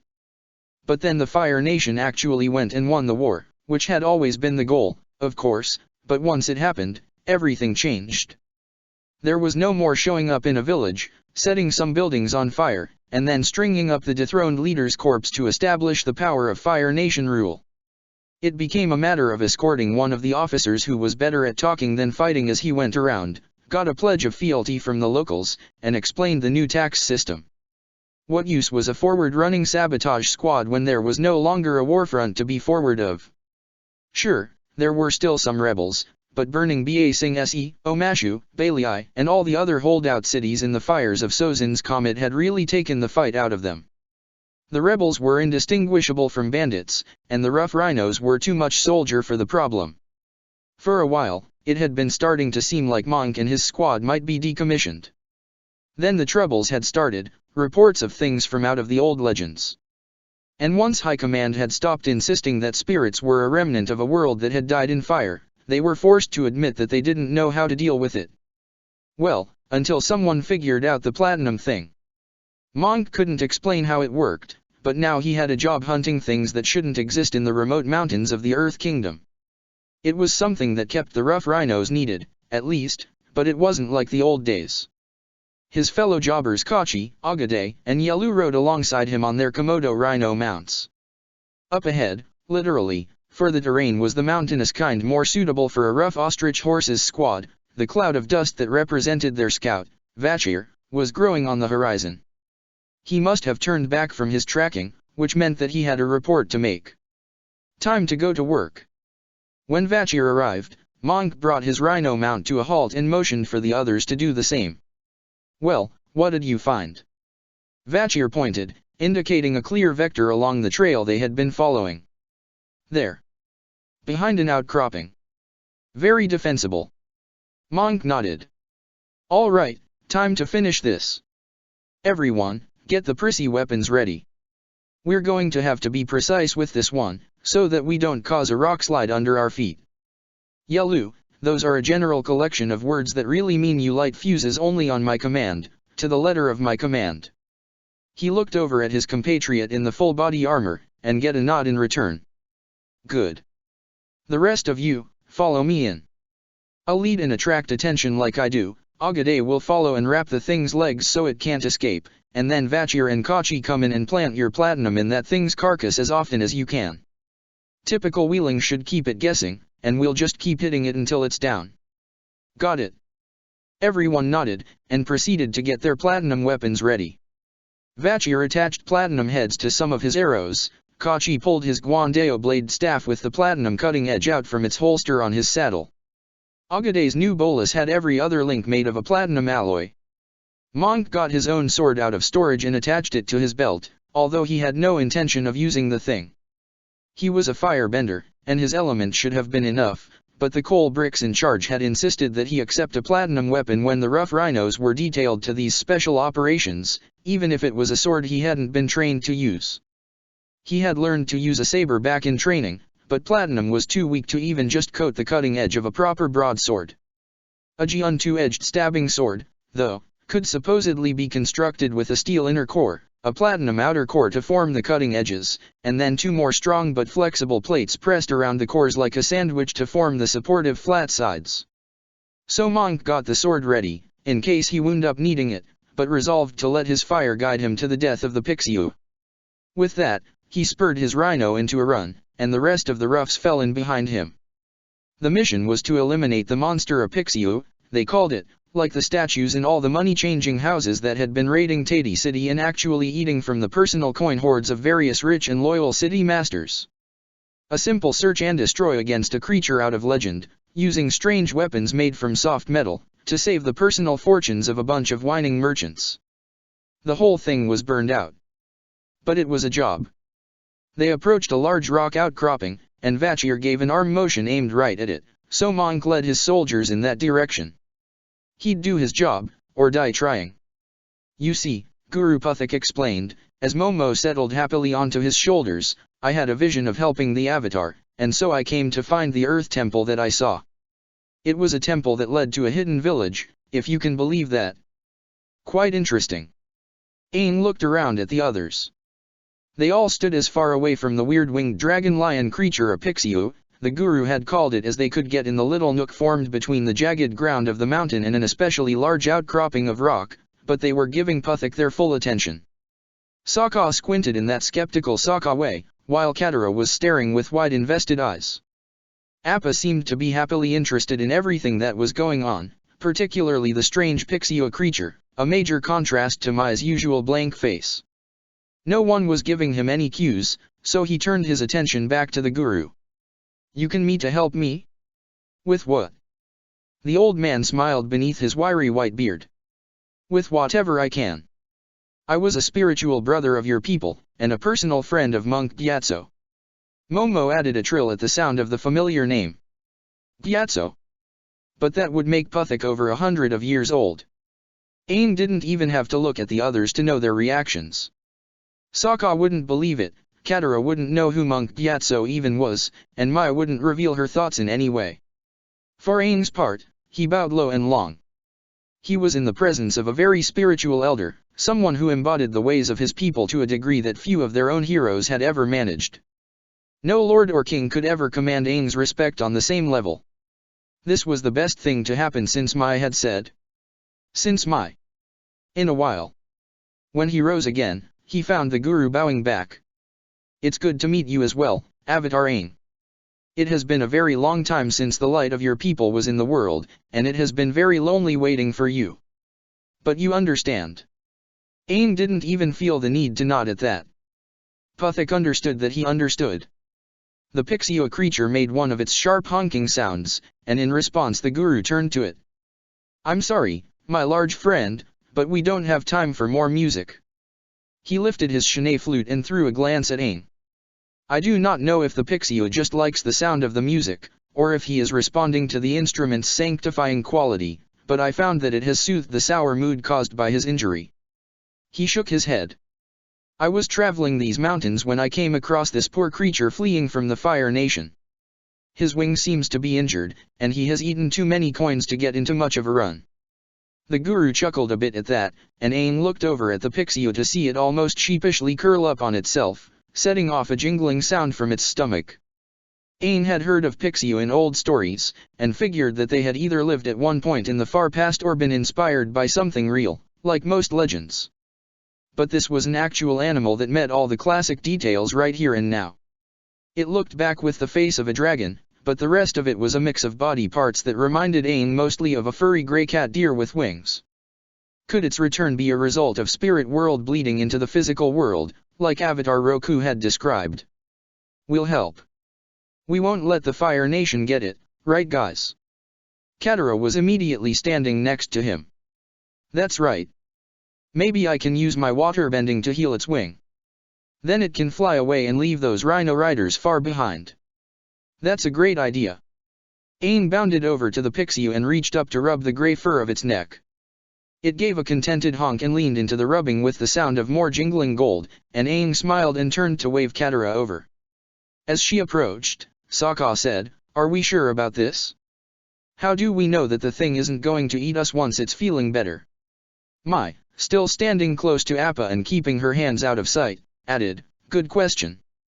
According to the stories, these things eat treasures and accumulate wealth for their masters." She blinked. "Maybe I'll just take off some of my fancier knives." She turned, but before she could do anything, Appa growled and swung towards the large rock outcropping that was shielding them all from view. At first, Aang thought that Appa might be attacking Mai and his heart began hammering, but then she moved away from the sky bison, and Aang could see that Appa's attention was on something else. "Hey, I think those Fire Army guys are getting close." Sokka scratched his chin. "I don't suppose I can convince the rest of you to abandon the big dragon thingy while we get to safety." "Sokka." Katara crossed her arms over her chest. "Fine, fine. Okay, so Puthik can stay here with the monster, and we'll go out and risk our necks fighting." "Why not?" By way of answer, Aang summoned a wind that he rode up to Appa's head. He grabbed the reins and looked to everyone else. For Sokka, today was all about the little victories. No one wanted to listen to his questions about fighting to save money monsters, but they had paid attention when he outlined his plan for dealing with that group of rhino riders. "We surprise them by flying up over the rocks and dropping down on them to attack, angling ourselves so that we're fighting downhill on the mountain," he had said, and sure enough, as Appa rose over the outcropping that was protecting Puthik and the Pixiu, everyone jumped out of the saddle to land amidst the armed rhino riders. Aang was flinging one of his air attacks even before his feet touched the ground, knocking the lead rider with the feathers stuck in his topknot out of his saddle. As Sokka had suggested, Aang went on to shout, "To hurt a spirit is to summon the wrath of the Avatar. I will fly across the world to protect them." The delivery was a little stiff, but it should do the job of explaining how they happened to be here without giving away the hidden village nearby. While Aang gave his little speech, Mai landed without ever actually stopping her motion, coming out of a roll in a twist of limbs that shot sharpened bolts from her wrist and ankle launchers in something like a dozen directions at once, striking the shirtless guy with the sparkly bola and the bearded guy with the gleaming guandeo. Katara's movements were simpler, but she whipped a flying stream of water at the archer's rhino, efficiently inciting the beast into a directionless stampede that carried its rider along for a bumpy ride. So far, so good. With the initial salvo completed, Sokka came in with the heavy weapon, a 10-ton flying bison. Appa had his head down and the hardest part of his skull ready as Sokka steered the big guy at each of the Komodo rhinos, and every impact was a simple matter of greater mass beating smaller mass. It was all going so well, it was a shame when the explosions started. Sokka wasn't sure where they came from, but all of a sudden the air cracked and battered at him. Appa roared as he was thrown off course, but his instincts were true enough, as he rose into the air to get away from the new attack. Sokka shook his head clear of the ringing and looked down to see the rhino rider in the suit of armor throwing a set of what looked like firecracker balls while the rest of the fire army guys retreated. Sokka didn't have time to make sure all his friends, and Mai, were okay before those balls exploded midair with much less color than firecrackers, and he was assaulted by sound in solid air again. Appa went to ground this time to avoid the danger, which Sokka appreciated because looping through the sky was not a good way to reorient oneself. He took a quick look around, and through the remaining black wisps of smoke, he found everyone accounted for: Aang, Katara, and Mai. Good. Then there was a new sound, which Sokka at first thought was another explosion, but it went on too long, and it was too deep, like something coming up from... Oh! Gravity gave a lurch, but it wasn't because Appa was flying. It was because the ground was crumbling. Sokka screamed, "Rock slide!" as Appa bellowed what must have been agreement and pushed into the air again. The smoke of the explosions, stupid Fire Nation. Who used explosives on a mountainside, couldn't quite obscure the way a large section of the jagged mountainside just fell away and began tumbling down the undulating landscape. Why was there never a convenient secret village of earthbenders when you needed one? Sokka followed the vector of the rock slide and traced its end to a cluster of jagged, rocky protrusions downslope, and didn't even have time to contemplate what those would do any human bodies that came into contact with them at excessive speeds. He yanked Appa's reins to follow the rock slide. The dust of the chaos obscured most of everything, but Sokka peered through it all as Appa flew along, looking for the blue vest Katara was wearing over her grey clothes. He caught a glimpse of the color of the water tribes amidst everything, and steered Appa straight for it. The Sky Bison understood the situation, matching his speed to Katara's slide. Sokka was still working out how he would actually rescue his sister now that he had found her when Appa opened his mouth and somehow used his giant blunt teeth to nip Katara's tunic and flip her into the air. Air resistance quickly overcame momentum and Sokka scrambled to catch her as Appa carried him towards her, but only succeeded in cushioning her crash fall with his poor broken body before they both tumbled back into Appa's saddle. They shared a hug before Sokka remembered that others needed saving. It wasn't until the ground fell out from under him that Aang realized just how badly he had procrastinated in replacing his glider staff. It would have been easy to flick it open and use a gust of airbending to lift himself out of the rock slide and then swoop down again to do some rescuing for the others. Good thing he had a lot more tricks than that. It took Aang a moment to stabilize his mind while tumbling down a mountain, but it was no harder than trying to meditate while Sokka was telling stories about his adventures growing up in the Water Tribe. As soon Aang found his center, he made it the center of a big ball of air that pushed the tumbling rocks and dust away from his sliding body and lifted him off the ground. Then all he had to do was hop out of the airball and start riding it. Aang zoomed along with the rock slide, dodging the larger stones that his air scooter wouldn't deflect and looking around for his friends. He quickly spotted Sokka and Appa working together to save Katara, and so focused on finding Mai. He started looking for flashes of red before he remembered her wardrobe changed to green. Why had she done that? It wasn't as easy a search, but he spotted her with plenty of time to zip over and snatch her up before she reached the spires of sharp rocks below. It was odd, having Mai perched on his back as he angled his air scooter towards Appa. Before Crescent Island, he would have found it overwhelming to have her feminine weight pressed against him, but now it was the history that was more overwhelming. Appa met him halfway, and Aang dismissed his air scooter just as he reached the saddle. He set Mai down gently before hopping over to take the reins, felt guilty for not even asking if she was okay, and then felt guilty for feeling guilty. By way of compromise, he said, "Is everyone all right?" Mai nodded along with the Water Tribe siblings, but Sokka pointed back up the mountainside. "Looks like our playmates survived, too." Aang looked, expecting to see the rhino riders racing down on the tail of the rock slide, ready to attack, but instead Sokka was pointing to the sky. The smudge of smoke against the stretch of blue was what actually caught Aang's eye first, but then he noticed the sputtering remains of the flying flare. "What is that?" Sokka snorted. "My guess is a call for reinforcements. Our friends have friends who are very likely not going to be our friends. Then we need to get back to Guru Puthak." Appa, yip.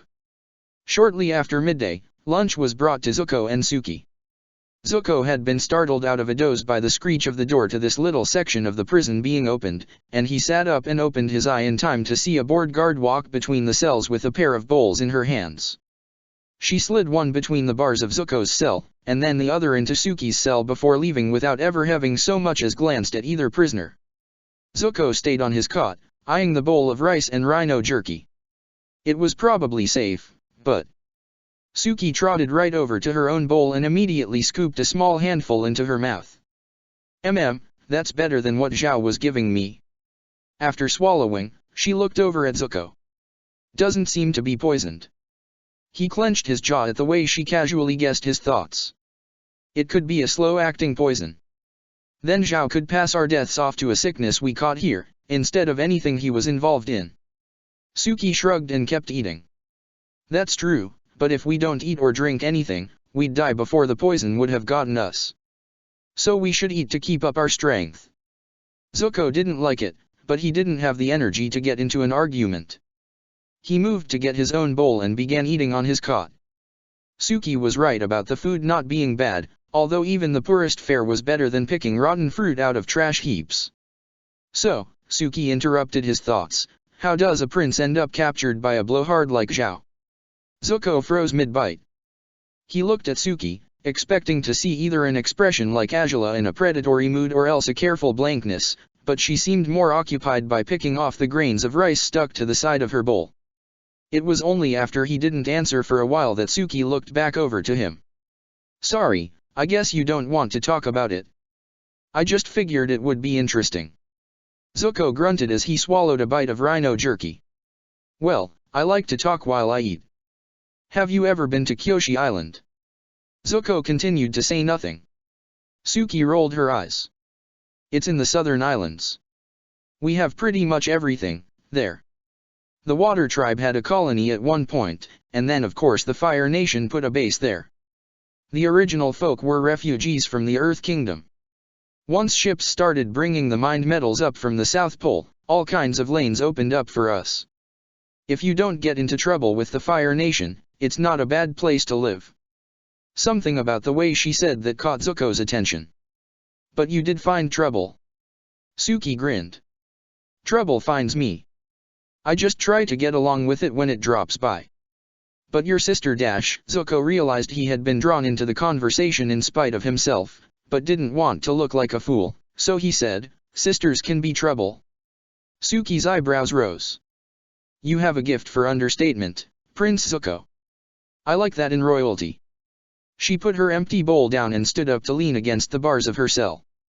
"My sister thinks she has the world figured out, and so she can keep trouble away just by trying hard enough. Just keep away from people who make trouble. Just stick with the Fire Nation." Just go where she can't earthbend. Suki pressed her forehead against one of the bars.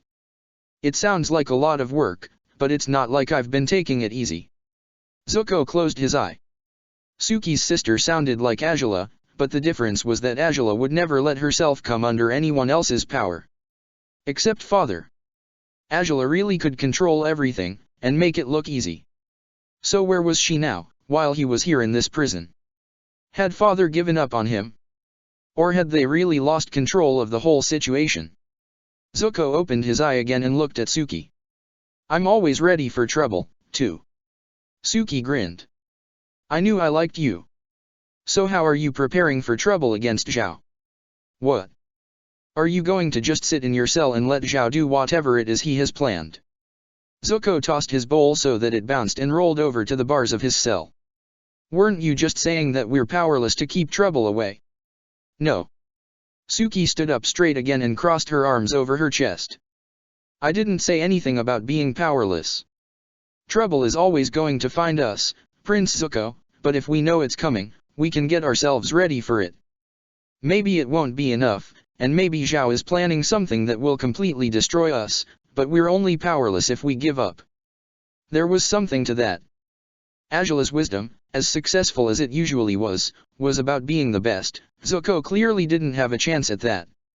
But Suki's wisdom, of recognizing failure but refusing to back down from the possibility, was akin to Zuko's own decision on Crescent Island to never give up again.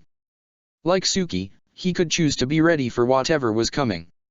Or, at least, he could try. He had his fire bending, he had one eye, he had an empty rice bowl, and he had a fellow prisoner who he might be able to trust. But then, maybe he shouldn't trust Suki quite so quickly. Colonel Monk finally brought his rhino out of a full bore charge and into a steady trot. He glanced up at the flare arrow that Vachir had shot in the sky, and confirmed that it should be visible for a good distance. But then, Vachir knew his business. On that thought, Monk turned to look at the other rough rhinos riding around him. He let his gaze fall on the fully armored form of Yalu, and let loose with his worst glare. What did I say about only lighting fuses on my command? The helmet shifted in what might have been a bowing of a head. Sorry, sir, came the echoing voice from within. What are you doing apologizing for saving our lives from the Avatar? You disobeyed a command, but I don't have any use for soldiers who don't know when to make a call like that. You want to be challenged to an Agni Kai for a smart decision, transfer to the Navy. Thank you, sir. Shut up, I need to plan. The situation wasn't good. Chasing an injured animal, spirit or not, was one thing, but dealing with the Avatar? The kid had turned into a dragon and thrown a comet at Crescent Island. Or so the rumors went.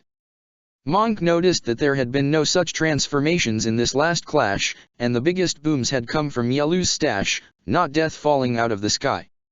Still, the Avatar was highly dangerous, and if he knew the rough rhinos were coming for him, there would be no beating him. Well, that's why the Agni warrior had invented reinforcements. Monk could see dust in the distance, climbing up the mountainous terrain. Their support crew had indeed seen Vachir's flare, and was answering the call. And with that kind of backup, perhaps the rough rhinos could get in a lucky shot at the Avatar, after all. Or, at least, complete their search and destroy mission under the Avatar's nose. That was one good thing about being assigned to hunting the various monsters, spirits, and supernatural phenomena popping up all over the Earth Kingdom. It may not be as fun as burning farms and chasing dirts until they dropped from exhaustion, but the army didn't stint on applying resources for their monster troubles. Aang led Appa to land back behind the same rock outcropping as before, and once again found the Guru lulling the Pixiu into a peaceful state with the Shanae. At their landing, Puthik looked up, ended his tune with a smile. Ah, back safe and sound, although rather dusty. Have you chased away our troublemakers? Momo leaped of his shoulders to greet their return. Kind of. Aang caught Momo's landing, and then put the lemur down next to him on Appa's head. They're gone, but we think they've summoned reinforcements. We need to heal the Pixiu and get everyone out of here. Katara was already hopping down from Appa. My waterbending can heal physical injuries. I just need to see the wing. She used arm motions to stream some of the water out of her water skin, and then drew the liquid to bunch up around her hands. The guru walked over to the Pixiu, and patted its leg while saying, "Show the waterbender your wing, my friend. It will be okay. I can play the shinai for you while she works." The creature responded with a low honk, and unfurled its wings. Aang was impressed by the power that was evident in them. Large muscles bulged on the creature's furry back as they moved, tight with an easy tension that would snap the wings with the same force that only a master airbender could summon. Appa flew by airbending directly, but the Pixiu's wings would just shove the air hard enough to challenge gravity. As Katara approached the creature, Aang couldn't help but realize that the wings could shove a human with just as much power, and that kind of power could easily break bone. But the Pixiu remained calm as Katara walked within striking range, as the guru played the droning music of his shinai flute. One of the wings didn't extend out as far as the other, and Aang could now see the wound, a swath of missing feathers and the gash in the middle, a gash unlike any other that Aang had seen. It was not bloody, did not reveal extra layers of flesh or bone. Rather, a swirl of white luminosity was behind the wound, and liquid light dripped from that void out to fall against the earth. The stone ground drank in the liquid like cloth-absorbed spills, leaving no trace. Katara's water-coated hands began glowing with their own light, not unlike that of the wound, but neither was it quite the same color, much duller in intensity than that held back by the Pixiu's body. She ran her hands over the wing, right over the wound, and the water surged forward to cover it. Everything was still for 3 heartbeats, and then Katara stepped away. The water fell from her hands to splash on the ground, but Aang's eyes were drawn back to the unchanged wound. Katara's fists balled and she let out a heavy breath. "I failed." Aang hopped down from Appa for a closer look. "Are you sure?" Puthik stopped his playing and said, "I was afraid of this." He lowered the flute and turned to directly face Katara. "It is not your fault, child. The Pixiu is a different kind of being, and its substance does not respond in the same way to your waterbending." Katara's fists were still hard, but she didn't raise them. All life has chi in it, and waterbending healing works by flaring it to help the flesh heal itself. There's no reason it shouldn't have worked. No reason of which you are aware, you mean. We will have to do this the hard way, I think. He shifted his gaze to Aang. And by we, I mean you, Avatar Aang. Me. Aang wasn't aware of any special healing techniques for airbenders. The guru nodded. Much lore has been forgotten, even by the monks and shamans. It is said by all that the Avatar can bend the 4 elements: water, earth, fire, and air. But tell me, Aang, do you know how the Pixiu became injured?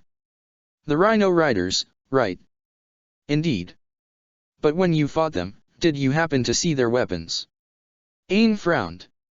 He had seen the weapons, sure, but there was nothing that really stood out to Aang. Platinum, Mai, and Sokka hissed at the same time, up in Appa's saddle. They looked at each other, frowned, and then Mai leaned back and bowed her head as Sokka continued. The blades were reflecting oddly in the sunlight, too bright even for polished steel. They were at least partially platinum. Arg, I should have recognized that. Mai reached to her belt and pulled out the platinum knife that Zhao had given her, all the way back at the South Pole. Even in the shade provided by the big rock outcropping, it glinted with a brightness that reminded Aang of polished silver. Mai climbed down from Appa so that the guru could get a better look. I used this against an undead creature at the Southern Air Temple, and the monster turned to dust, even though all the other weapons we had were barely inconveniencing them. The guru nodded. That makes sense. It is made from a metal that has been purified of all traces of the 4 elements. It is something that exists outside our understanding of the world, something that has no benders to control it. He gave a chuckle. I don't have much experience with this, myself, aside from what I saw of the attack on the Pixiu, but it illustrates a point I need to make, that there is more to the world than merely the 4 elements. The spirits and the metal are both devoid of the elements, and yet they are not the same. Spirits are still animated by energy, just as the elements have an energy that allows benders to commune with them. The metal lacks any energy, and so it is death to that which does. To heal the Pixiu, the Avatar needs to bend the substance, the energy of its being. Aang blinked. So, wait, the Pixiu is a spirit? It feels like an animal when I touch it. Puthik walked over to the Pixiu and carefully stroked its splayed wing. Very true. But then, so do I, and so do you, and so do all people. Yet our perceptions are limited by what is presented to them, and there is something inside of us that gives us life. Waterbending healing works on chi, on the energy that flows through our bodies, but I tell you that there is more to us than even that. He looked over at Aang again with eyes that were deep and warm and old. What the great sages know of chi does not explain how we can become so connected to each other that our energies can mix, that the mixing can bind us across any distance. Love is a part of that, and an expression of that, but I tell you, Avatar Aang, that it goes so much deeper. The Guru shook his head. I just wish I had time to teach you how to sense those depths. Ah, but I could show you, at least. Come here, please, young waterbender. Katara approached him without fear, and tilted her head back slightly. Yes, sir. I can sense the connections that you seek. May I trace them for you? Aang heard Sokka stumbling down from Appa's saddle, upsetting Momo, but the other boy didn't say anything as Katara nodded and Puthik placed the fingers of his left hand on her forehead. They both closed their eyes as one, and went completely still. Silence reigned for several long moments, and then Katara slowly opened her eyes again, freeing tears to flow down her cheeks. The Guru opened his own eyes, and stepped back from her. Your family and tribe can be found at Full Moon Bay, near where Ba Sing Se used to be. They are patiently waiting for you to come home. Sokka snorted, and then muttered, We'll see about that. Aang turned to say something to the older boy, but Sokka was already stepping around to the other side of Appa. Katara moved as if to follow him, but then bowed to the Guru and stayed put. Aang could only shake his head. He trusted that Puthik was right, and the thought was amazing, touching on beliefs that the air nomads held dear about the ways that spirit could affect both people and the world around them. But trying to accept the full impact of what the Guru was describing was beyond him. This sounds amazing. Oh, it is, Aang. Fortunately, you don't have to master the whole concept right now. Aang looked up sharply at what seemed like a mind-reading trick, but Puthik laughed and shook his head. I would not be a guru if I could not read the faces of the young. But enough of that for now. The energy which we will be discussing now is the energy of Linghun. It is the energy of our Pixio friend, energy that lives in all things. When a forest grows big enough, the energy of the trees combines to make a guardian spirit. The same happens with rock energy and mountain spirits. And when a city grows up in the midst of a war, on a world out of balance, and that city takes on the exchange of money as its lifeblood, well, then you might just get a Pixio that comes and eats all the coins being hoarded by the people. The Pixio gave an enthusiastic hoot, and Aang laughed. So what I will teach you, Avatar, is how to sense the energy in the Pixio, and achieve a cleanness of mind such that your Avatar spirit should be able to touch the energy of spirit and repair the wound on the wing. Well, you better do it fast, Sokka's voice broke in.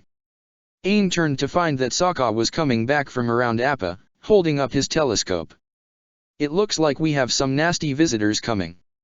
Aang hopped up and summoned a wind that carried him to Sokka's side. He took the offered telescope and turned to aim it around the outcropping. He saw that there was a long line of dust clouds lower on the mountain, clouds that were actually climbing upward over the difficult ground. Aang adjusted the telescope to focus on the front of the clouds, and was able to make out the shape that was producing it. The machine reminded Aang of a metal arrowhead, pointed in shape to both split the air and pierce flesh, but this arrowhead must have been massive. It dwarfed the Komodo rhinos that were running escort beside it. Aang could make out wheels that were spun by mechanical pumps with such force that they tore the ground and pushed past it. He also could easily spot the spikes that jutted out from the front of the vehicle. Spikes that glinted too brightly in the sun. Platinum tips. And moving fast. Aang handed Sokka the telescope. We can't stay here. I'll have to learn this energy bending while we're moving. Sokka nodded. It's going to be a chase. But the Pixio can't run very fast, Katara said, and it still can't fly. My side. Then it's going to be a fighting chase. She moved to where her supply of knives was stored behind Appa's saddle, and Aang spotted her adjusting the sword that hung from the back of her waist. Sokka ran a hand over his warrior's wolf tail. Okay, Aang and the Fugu go on the Pixio's back. The thing can do what retreating it can while you try to heal it. The rest of us get on Appa and run interference for you. You can't stop or those things will catch up and circle you. But if you keep moving, we can harass them and keep them from cutting you off. It's not going to be easy. Katara stepped over to him and put a hand on his shoulder. But it's the right thing to do. Good plan, Sokka. It's getting less good every second, Mai said as she reloaded her wrist launchers. Hurry it up. Aang looked over to the Guru and shrugged. Looks like we're going to have our lesson on the back of a running Pixia while the Fire Nation's metal carriages chase us with platinum weapons. Oh, my. I was hoping for a more sedate environment. Yeah, but trust me, you get used to all the noise quickly. Check the description for the links to the author.